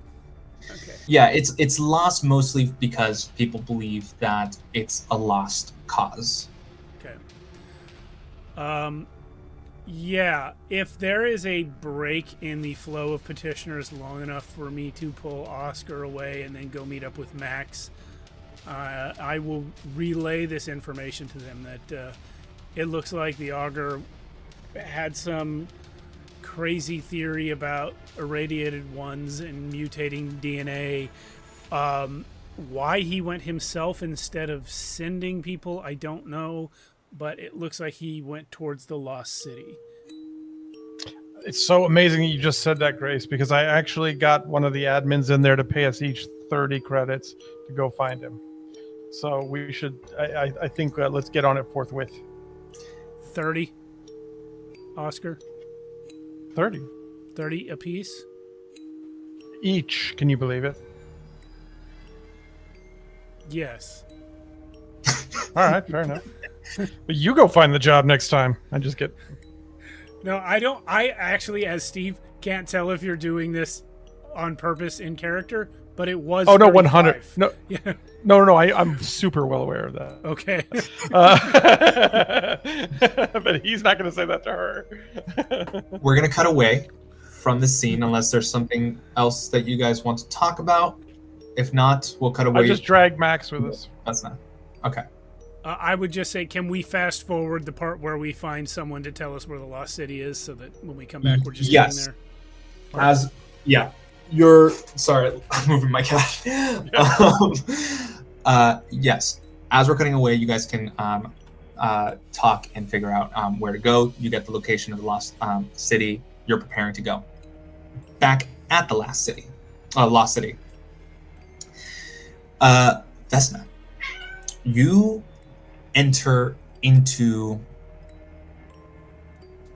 quite a scene. There seems to be a cat just meowing about. Yeah, first who and exactly foremost. is running this game? It's Lentil. No, you see a lot of this specific house seems to be freshly destroyed. I say freshly destroyed just because those muddied footsteps are everywhere. Weirdly enough, as you're kind of just investigating and looking around, the footsteps as they're approaching this cellar seem to be getting bigger and bigger and larger. And the cellar, at least as it's going down, you see that there is like this stretched out and warped area, singed at places. Whatever came in here is probably still down there. And you hear it scattering around. A low growl. How are you approaching, if you are?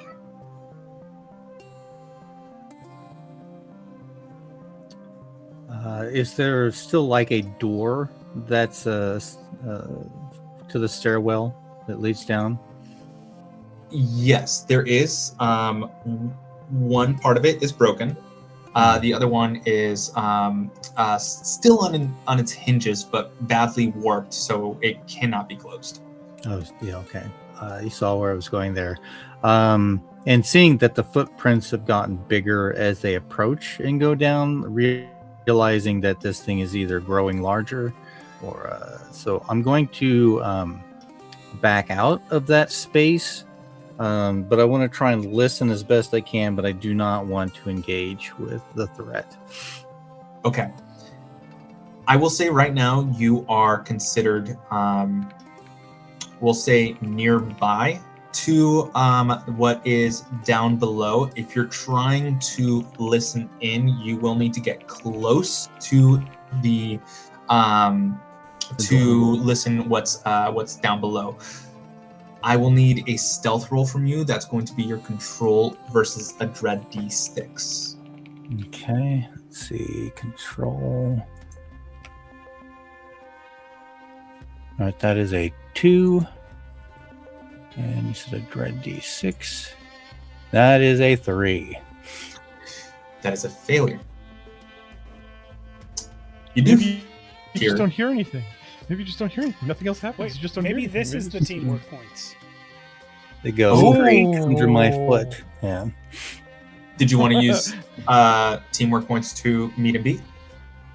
How many points do we have? We haven't spent any. We must have 7, I think. You have 6 right now. 6. I would like to beat it rather than meet it. Yeah, just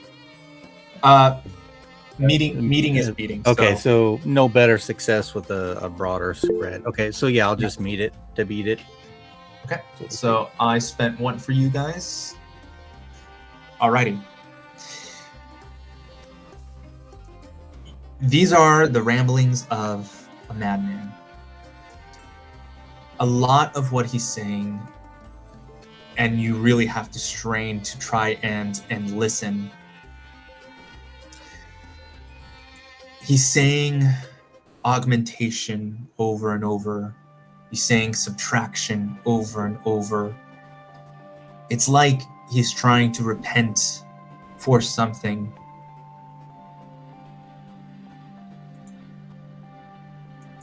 And he's just, he can't, it's a lot of snarling, a lot of guttural sounds. Do you want to inch closer to look at what's down below? The voice, does the voice sound remotely familiar? Any familiarity that was once there is no longer present. Okay. Then yeah, I'll try and get a look. Definitely. Okay. Dark though the cellar is, a flickering torch of blue light flickering on and off with an old and clearly broken old box TV is there, where this hulking monstrosity is on its knees, just cutting itself and draining its blood to try and do something. That's what you get as you I guess peer down below. If you're trying to get a clear view of the room or the monstrosity or what is in front of it, it will require another roll with a higher dread.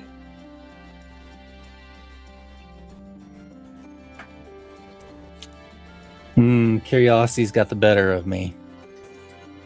Let's do it. So let's see. Control again. That is a D4. The dread is going to be a D8 now. All right, so that is a 2 on the control. A D8. This is going to be bad. Yep, that's a 5. That is a failure. And we're cutting away from you. You can't have teamwork points if there's no team there. Yeah, I'm gonna take the result. No more spending. Vesna's remembering Grace. earlier teamwork that helped mentally. Oh, so it was before. Yeah, sure. Yeah. Grace, Max, and Oscar. You have gotten information of how to get there. You can, if you want, hire a caravan to lead you there. It is much quicker to do so. They will take you halfway, but any further approach into the Lost City area will they'll just drop you off because they don't want to bother with what's there. It is 100 credits to do so. We Go don't fuck themselves. have that capability. And more than that, they can go fuck themselves. Yes, they absolutely can. And also, we only possess 27 credits. Well, we've got 120 more coming eventually. Right, we're not going to spend all of it on travel. I'm going to give you guys some more. Just I'm not doing because Uber Augur here. You have clearly been working throughout. I'll give you guys 500. You guys have been working. Let's take the coach. We're flying coach then. All right, let's do it. All right, so they drop you off halfway. You are right now in the mountain range where they drop you off. Once again, strip mined, terrace cabled, and let's roll for an encounter. Ms. Takahashi, don't take another step. This will be as far from home as I've ever been. Some real Lord of the Rings shit happening right now. See, Listen, my mind was we on have the to hurry coachman. and travel for 7 weeks to help our friends. My mind was on the coachman from Dracula. What with the I'll take you this far, but the part that's actually difficult you have to do on your own. Yeah, thanks a bunch. Okay. All right, wait, so there is a rainstorm that occurs as you are traveling.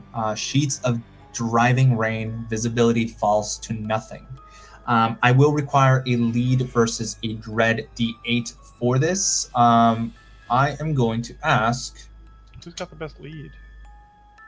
I'm a D4. It's not me, friends. My lead is also D4. As is mine. I might have something, because I might be focused. That might help. No, it's just mind and control. That doesn't help. We all suck at leading. If I were This there, is the following leading the followers.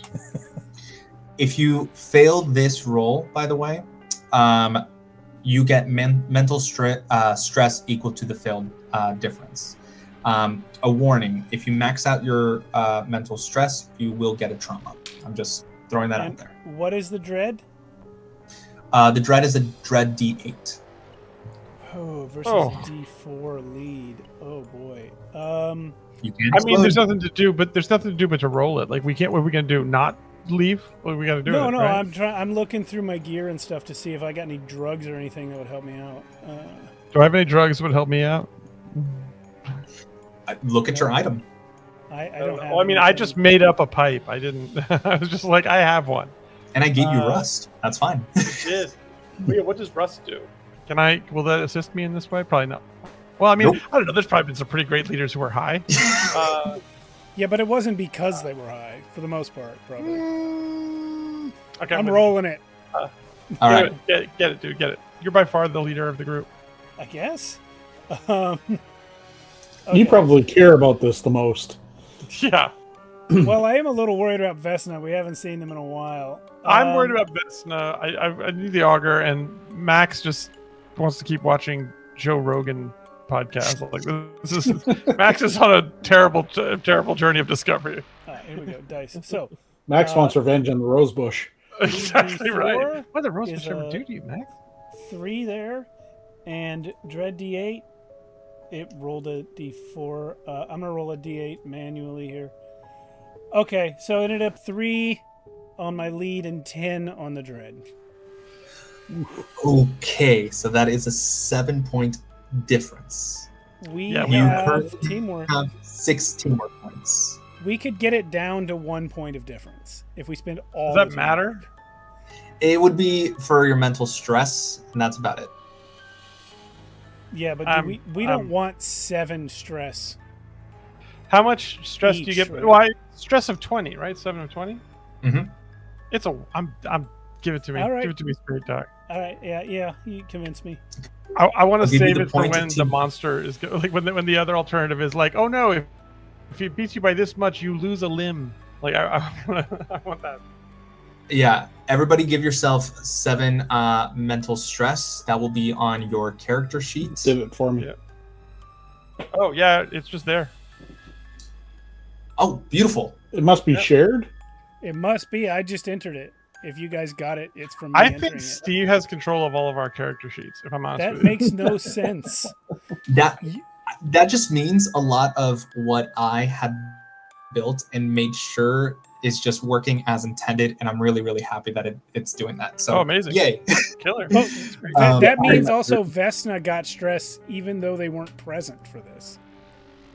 They're dealing with their own sort of stress, so Yeah, they've got their own reason for stress. that works. Father Okay. Gascoigne's about to unload on them with some legally distinct gelatinous objects. Gelatinous geometry. Exactly right. There is another encounter. There's a rival encounter, but I'm going to skip that because I like where the story's going don't so have a far. rival. So I'm going to do another encounter. You guys are right now on the Frost Marsh. The ground is unstable, transition between frozen and flooded. Moss in enormous masses, pale and waterlogged, surprising abundance of life concentrated at specific warm springs. And off in the distance, you see a structure on one of the large hummocks preserved and occupied. I like to everyone think that whenever Max's cat starts meowing, it's because he's lying. I'm clicking the roll encounter. If everyone can click on ready. You're never gonna be able to unhear it, Steve. Every single time. Any form of deception. Exactly right.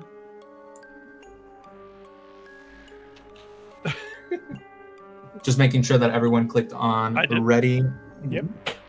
Oh, crazy. What? I'm wondering why that's not showing up. All right, we'll just go on a uneventful day and go into the Lost City. So, my question to you guys. This is a highly irradiated place. Each district that you go into and wander around, you will be getting radiation.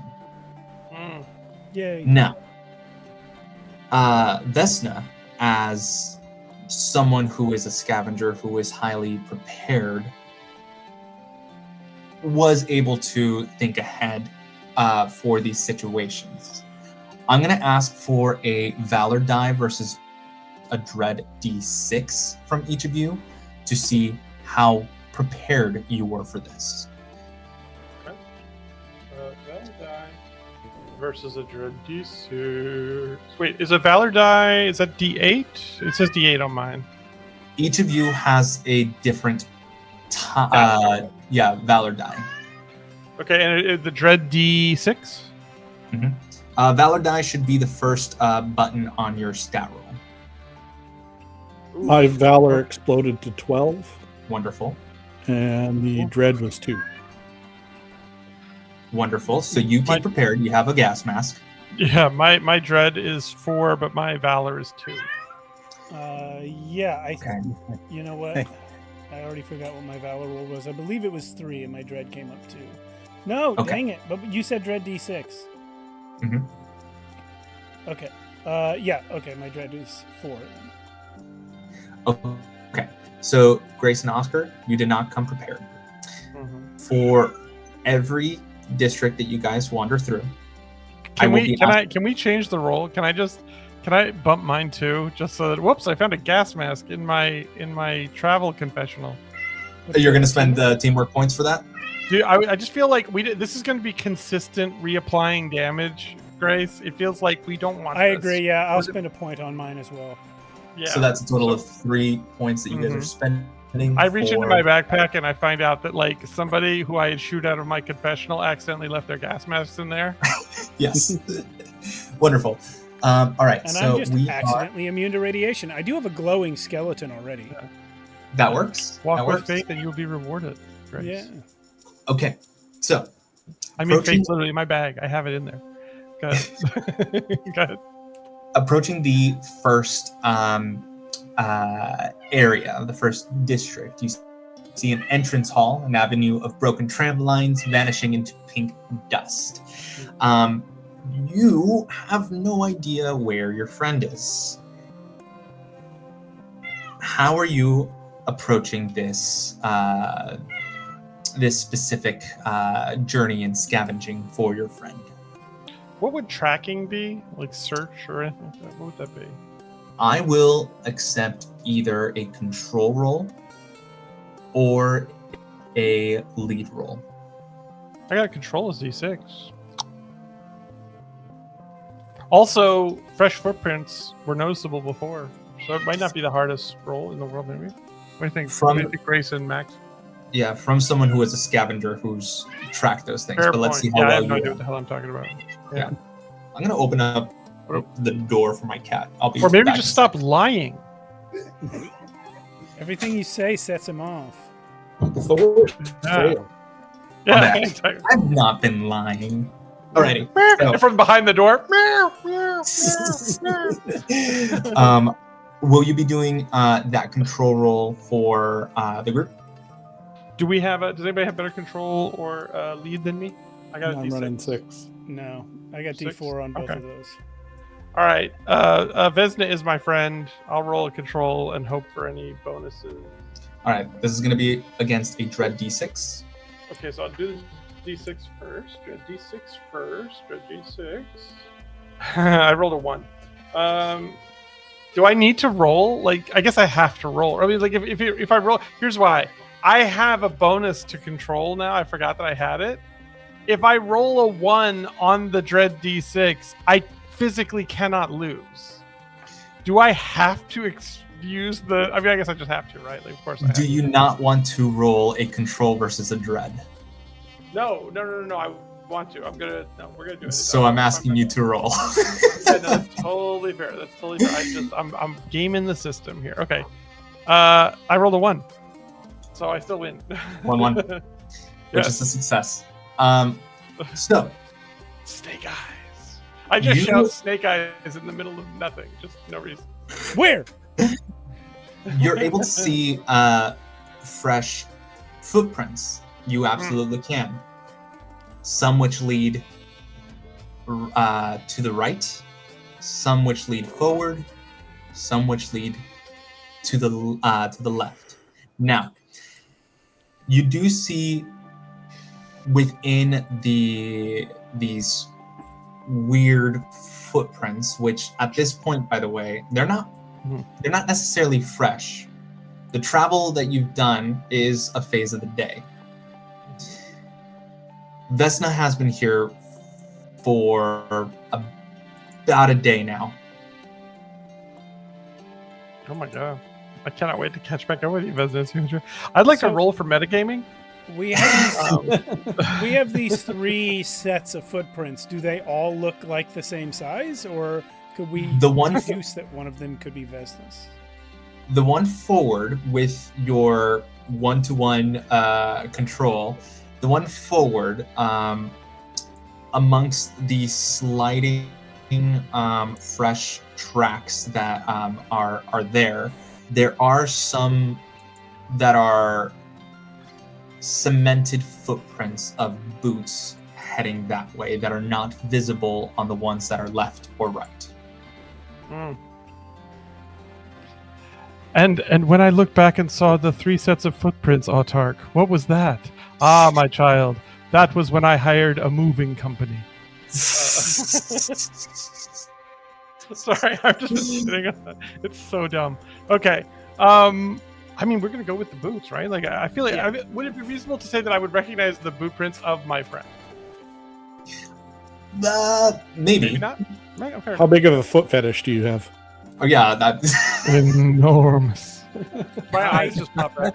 Certainly would not recognize the footprints of anyone I know in real life, but Okay. I feel like I actually would. I well, feel like if you I should. knew that it was one of the 4 people in my house, I could tell them apart. But beyond that, no. That's my thought also. Yeah. Yeah. Okay. We are going into the next district. This district is it looks like the residential block.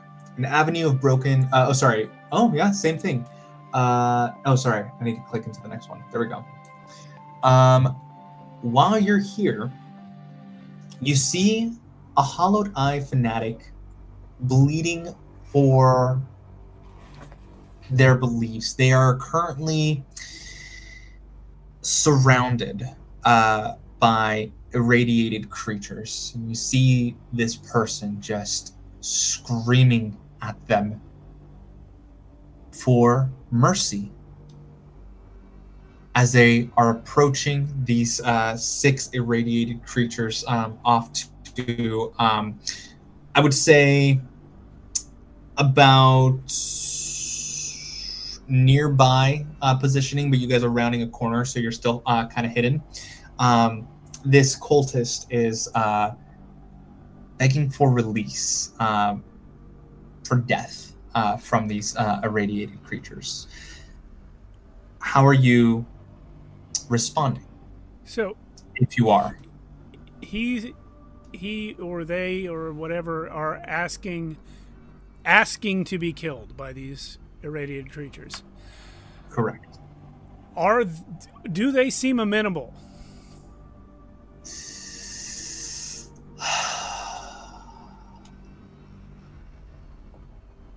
I would say so.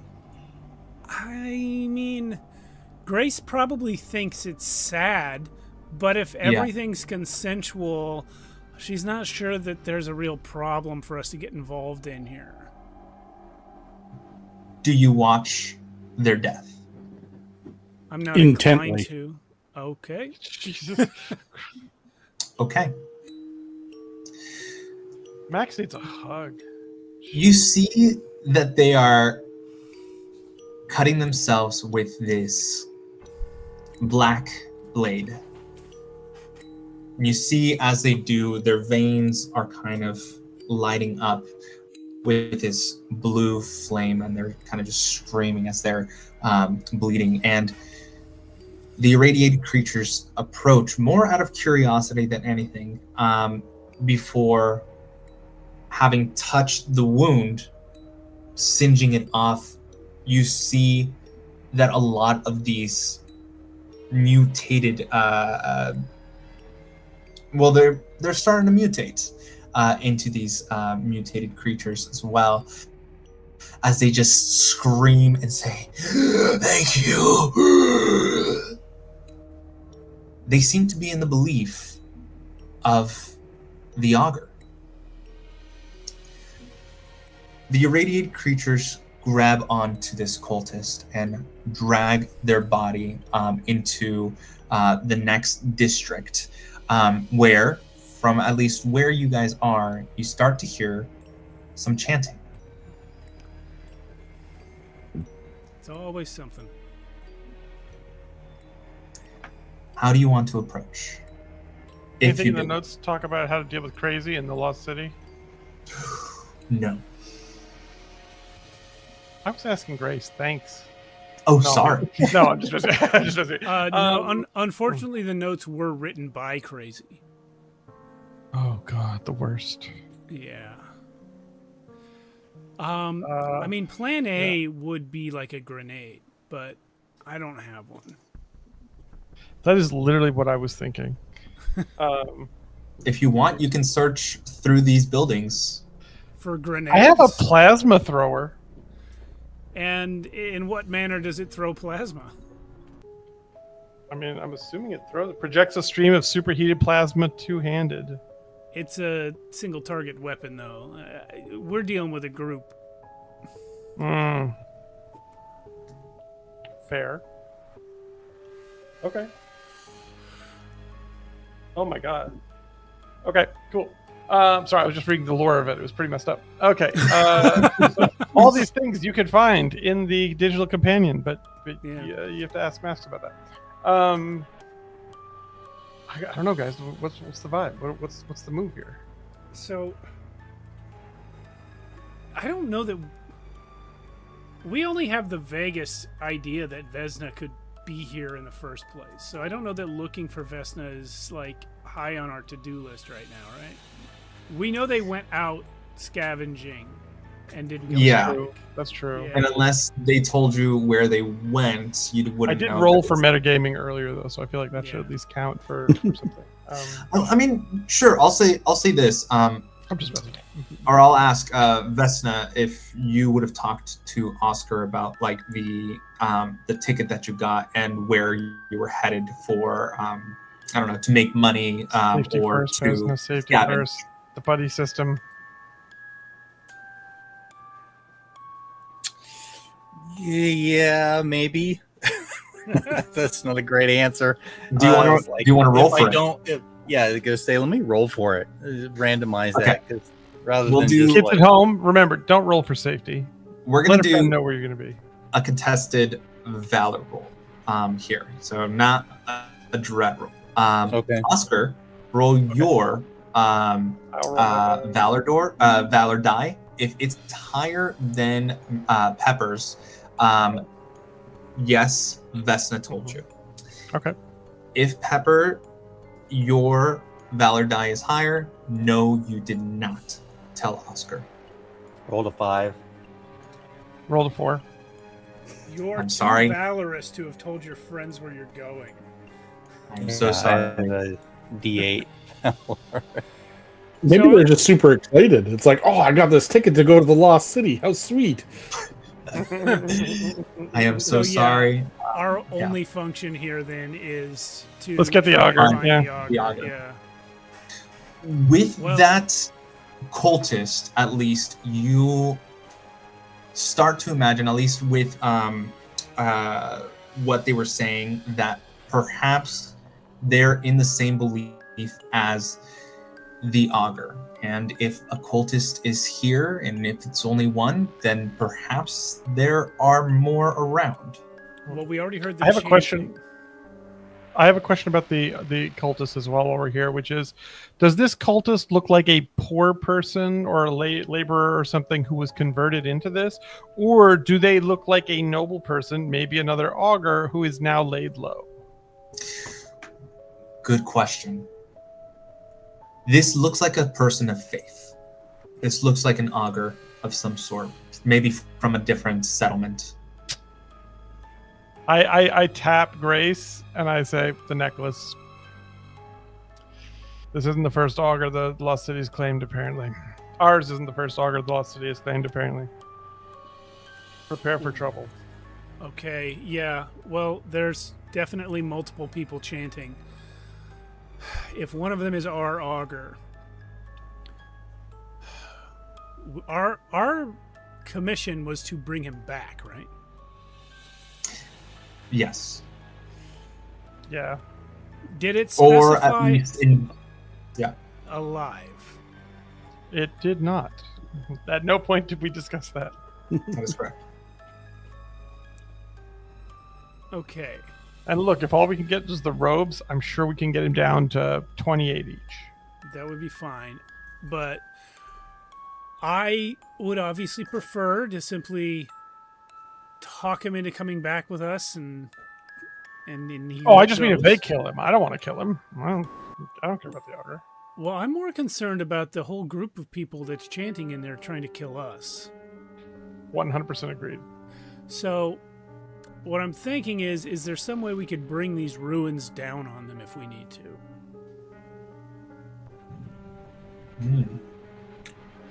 Does my rifle have like a auto destruct? Or like, can I overcharge it or something to have it explode? You unfortunately have an old world rifle, so no. My plasma thrower. Oh, sorry, I didn't mean to interrupt you, Max. Go ahead. I was gonna say there is a weapon, from what I've heard, that can potentially overheat if manipulated. That's what I you was going to say. I was going to say, like, is it possible that, like, it says planetary survey teams on the outer colonies carried plasma throwers to melt geological samples. Mm-hmm. So, is it stand to reason you could melt a building if you could melt geology? It stands to reason. Okay, so I have never shown you this before, literally ever, Grace. But underneath my crazy flowing cloaks, you realize I am slinging a plasma thrower and have the entire duration of our friendship. Well, If it comes I to it. also have something I've never told you about. I have extra senses. My eye stalks pop out with alert. Yeah.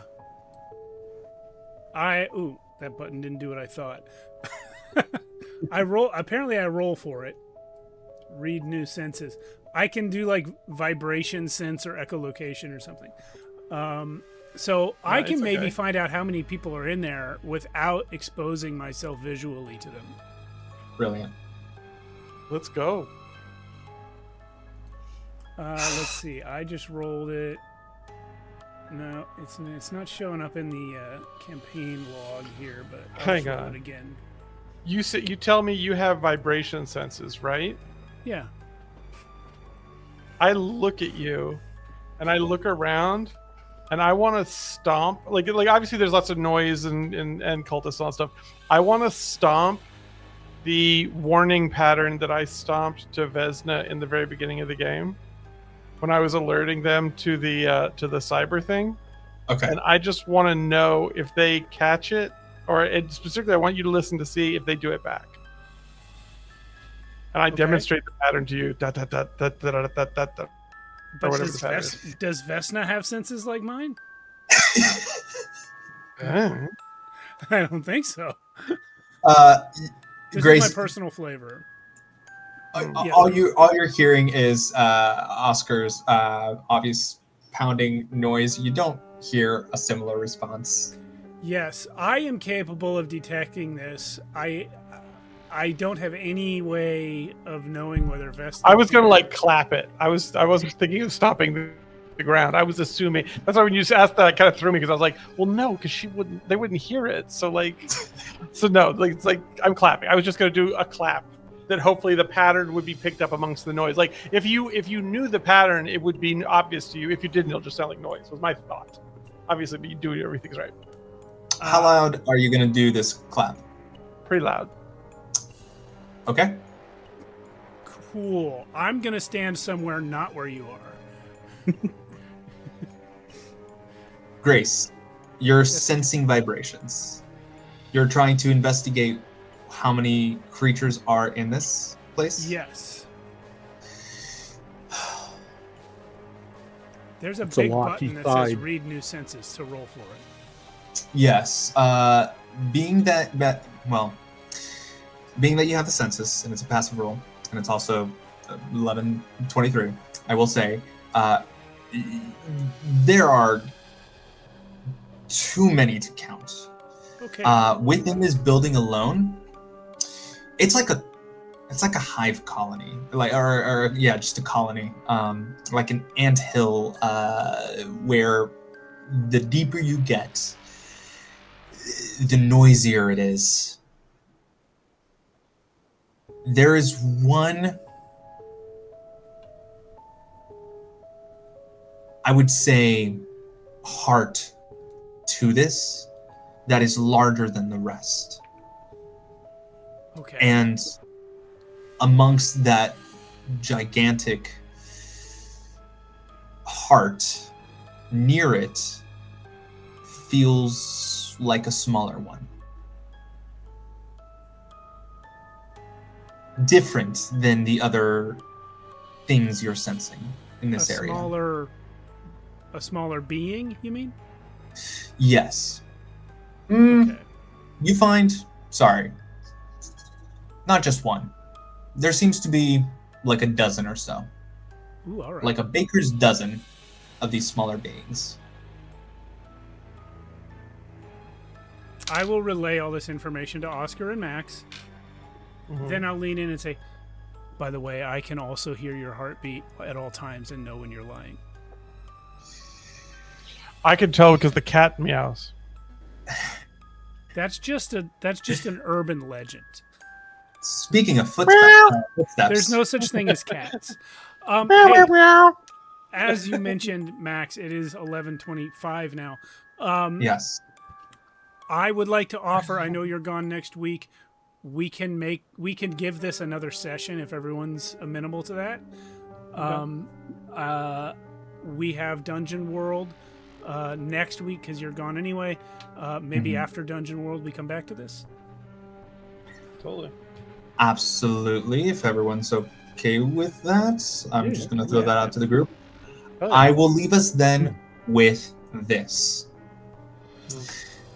Cutting away from what you hear are footsteps approaching you guys, Grace, Max, and Oscar. Specifically, Grace sensing, because of Oscar's loud-ass clapping, creatures starting to descend upon your area. That's where we're going to cut away from you. And cutting about a day ago to Vesna. Oh boy. There is little that you could have done to not get taken by the irradiated version of Patera stone. In his laboratory, there is a lot of obsidian instruments attached to, still alive, but their bodies kind of cut open with a bunch of fluid running into their bodies. Our augur has been experimenting. Lying next to this, still alive and breathing very deep, crying. You're strapped to a similar bed. Lying between you and one of your other settlement dwellers is this horrifying terror.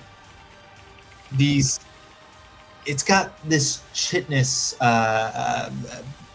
look to it, almost humanoid in how it's standing.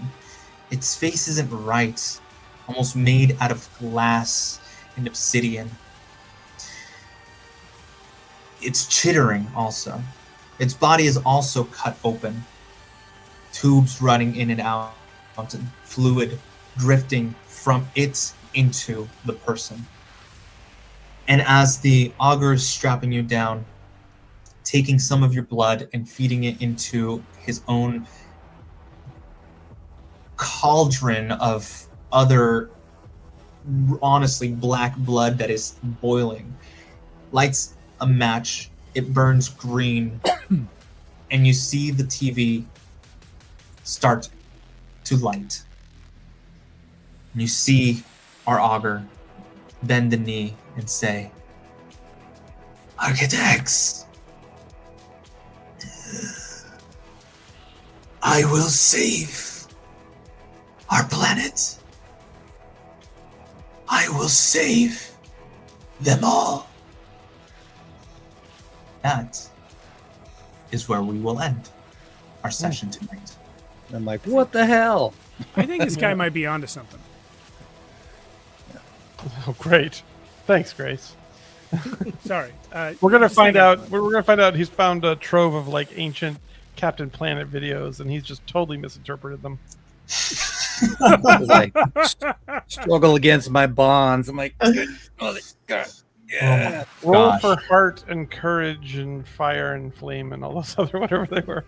The four elements. Thank you apart all somehow make a so blue much guy. for playing. I know it was a slow build, but I want to at least give enough freedom to your exploration and what your characters want to do throughout the games. So, thank you. Thank Thank you, you. Max. Great job. Thank you, Love the Max. site. Obviously, still a work in progress, but it's Yes. going well. Before anyone closes out the website, I would like to ask that you all hit save and also export, because Yes. this thing we might lose it. And Correct. At least if Export you export your- to PDF, we'll have. Yeah, export your character sheets, so just in case it closes out, we can transfer over whatever's on the sheet onto your characters in case we lose it. Good Nice. call. Very nice. All right, everyone. Thanks so much. We'll see everyone on Friday for more Shadows of the Abyss, and back here next Monday for Chris running Dungeon World. All right. Good night. Thank you. Woo! I'm going to go to here.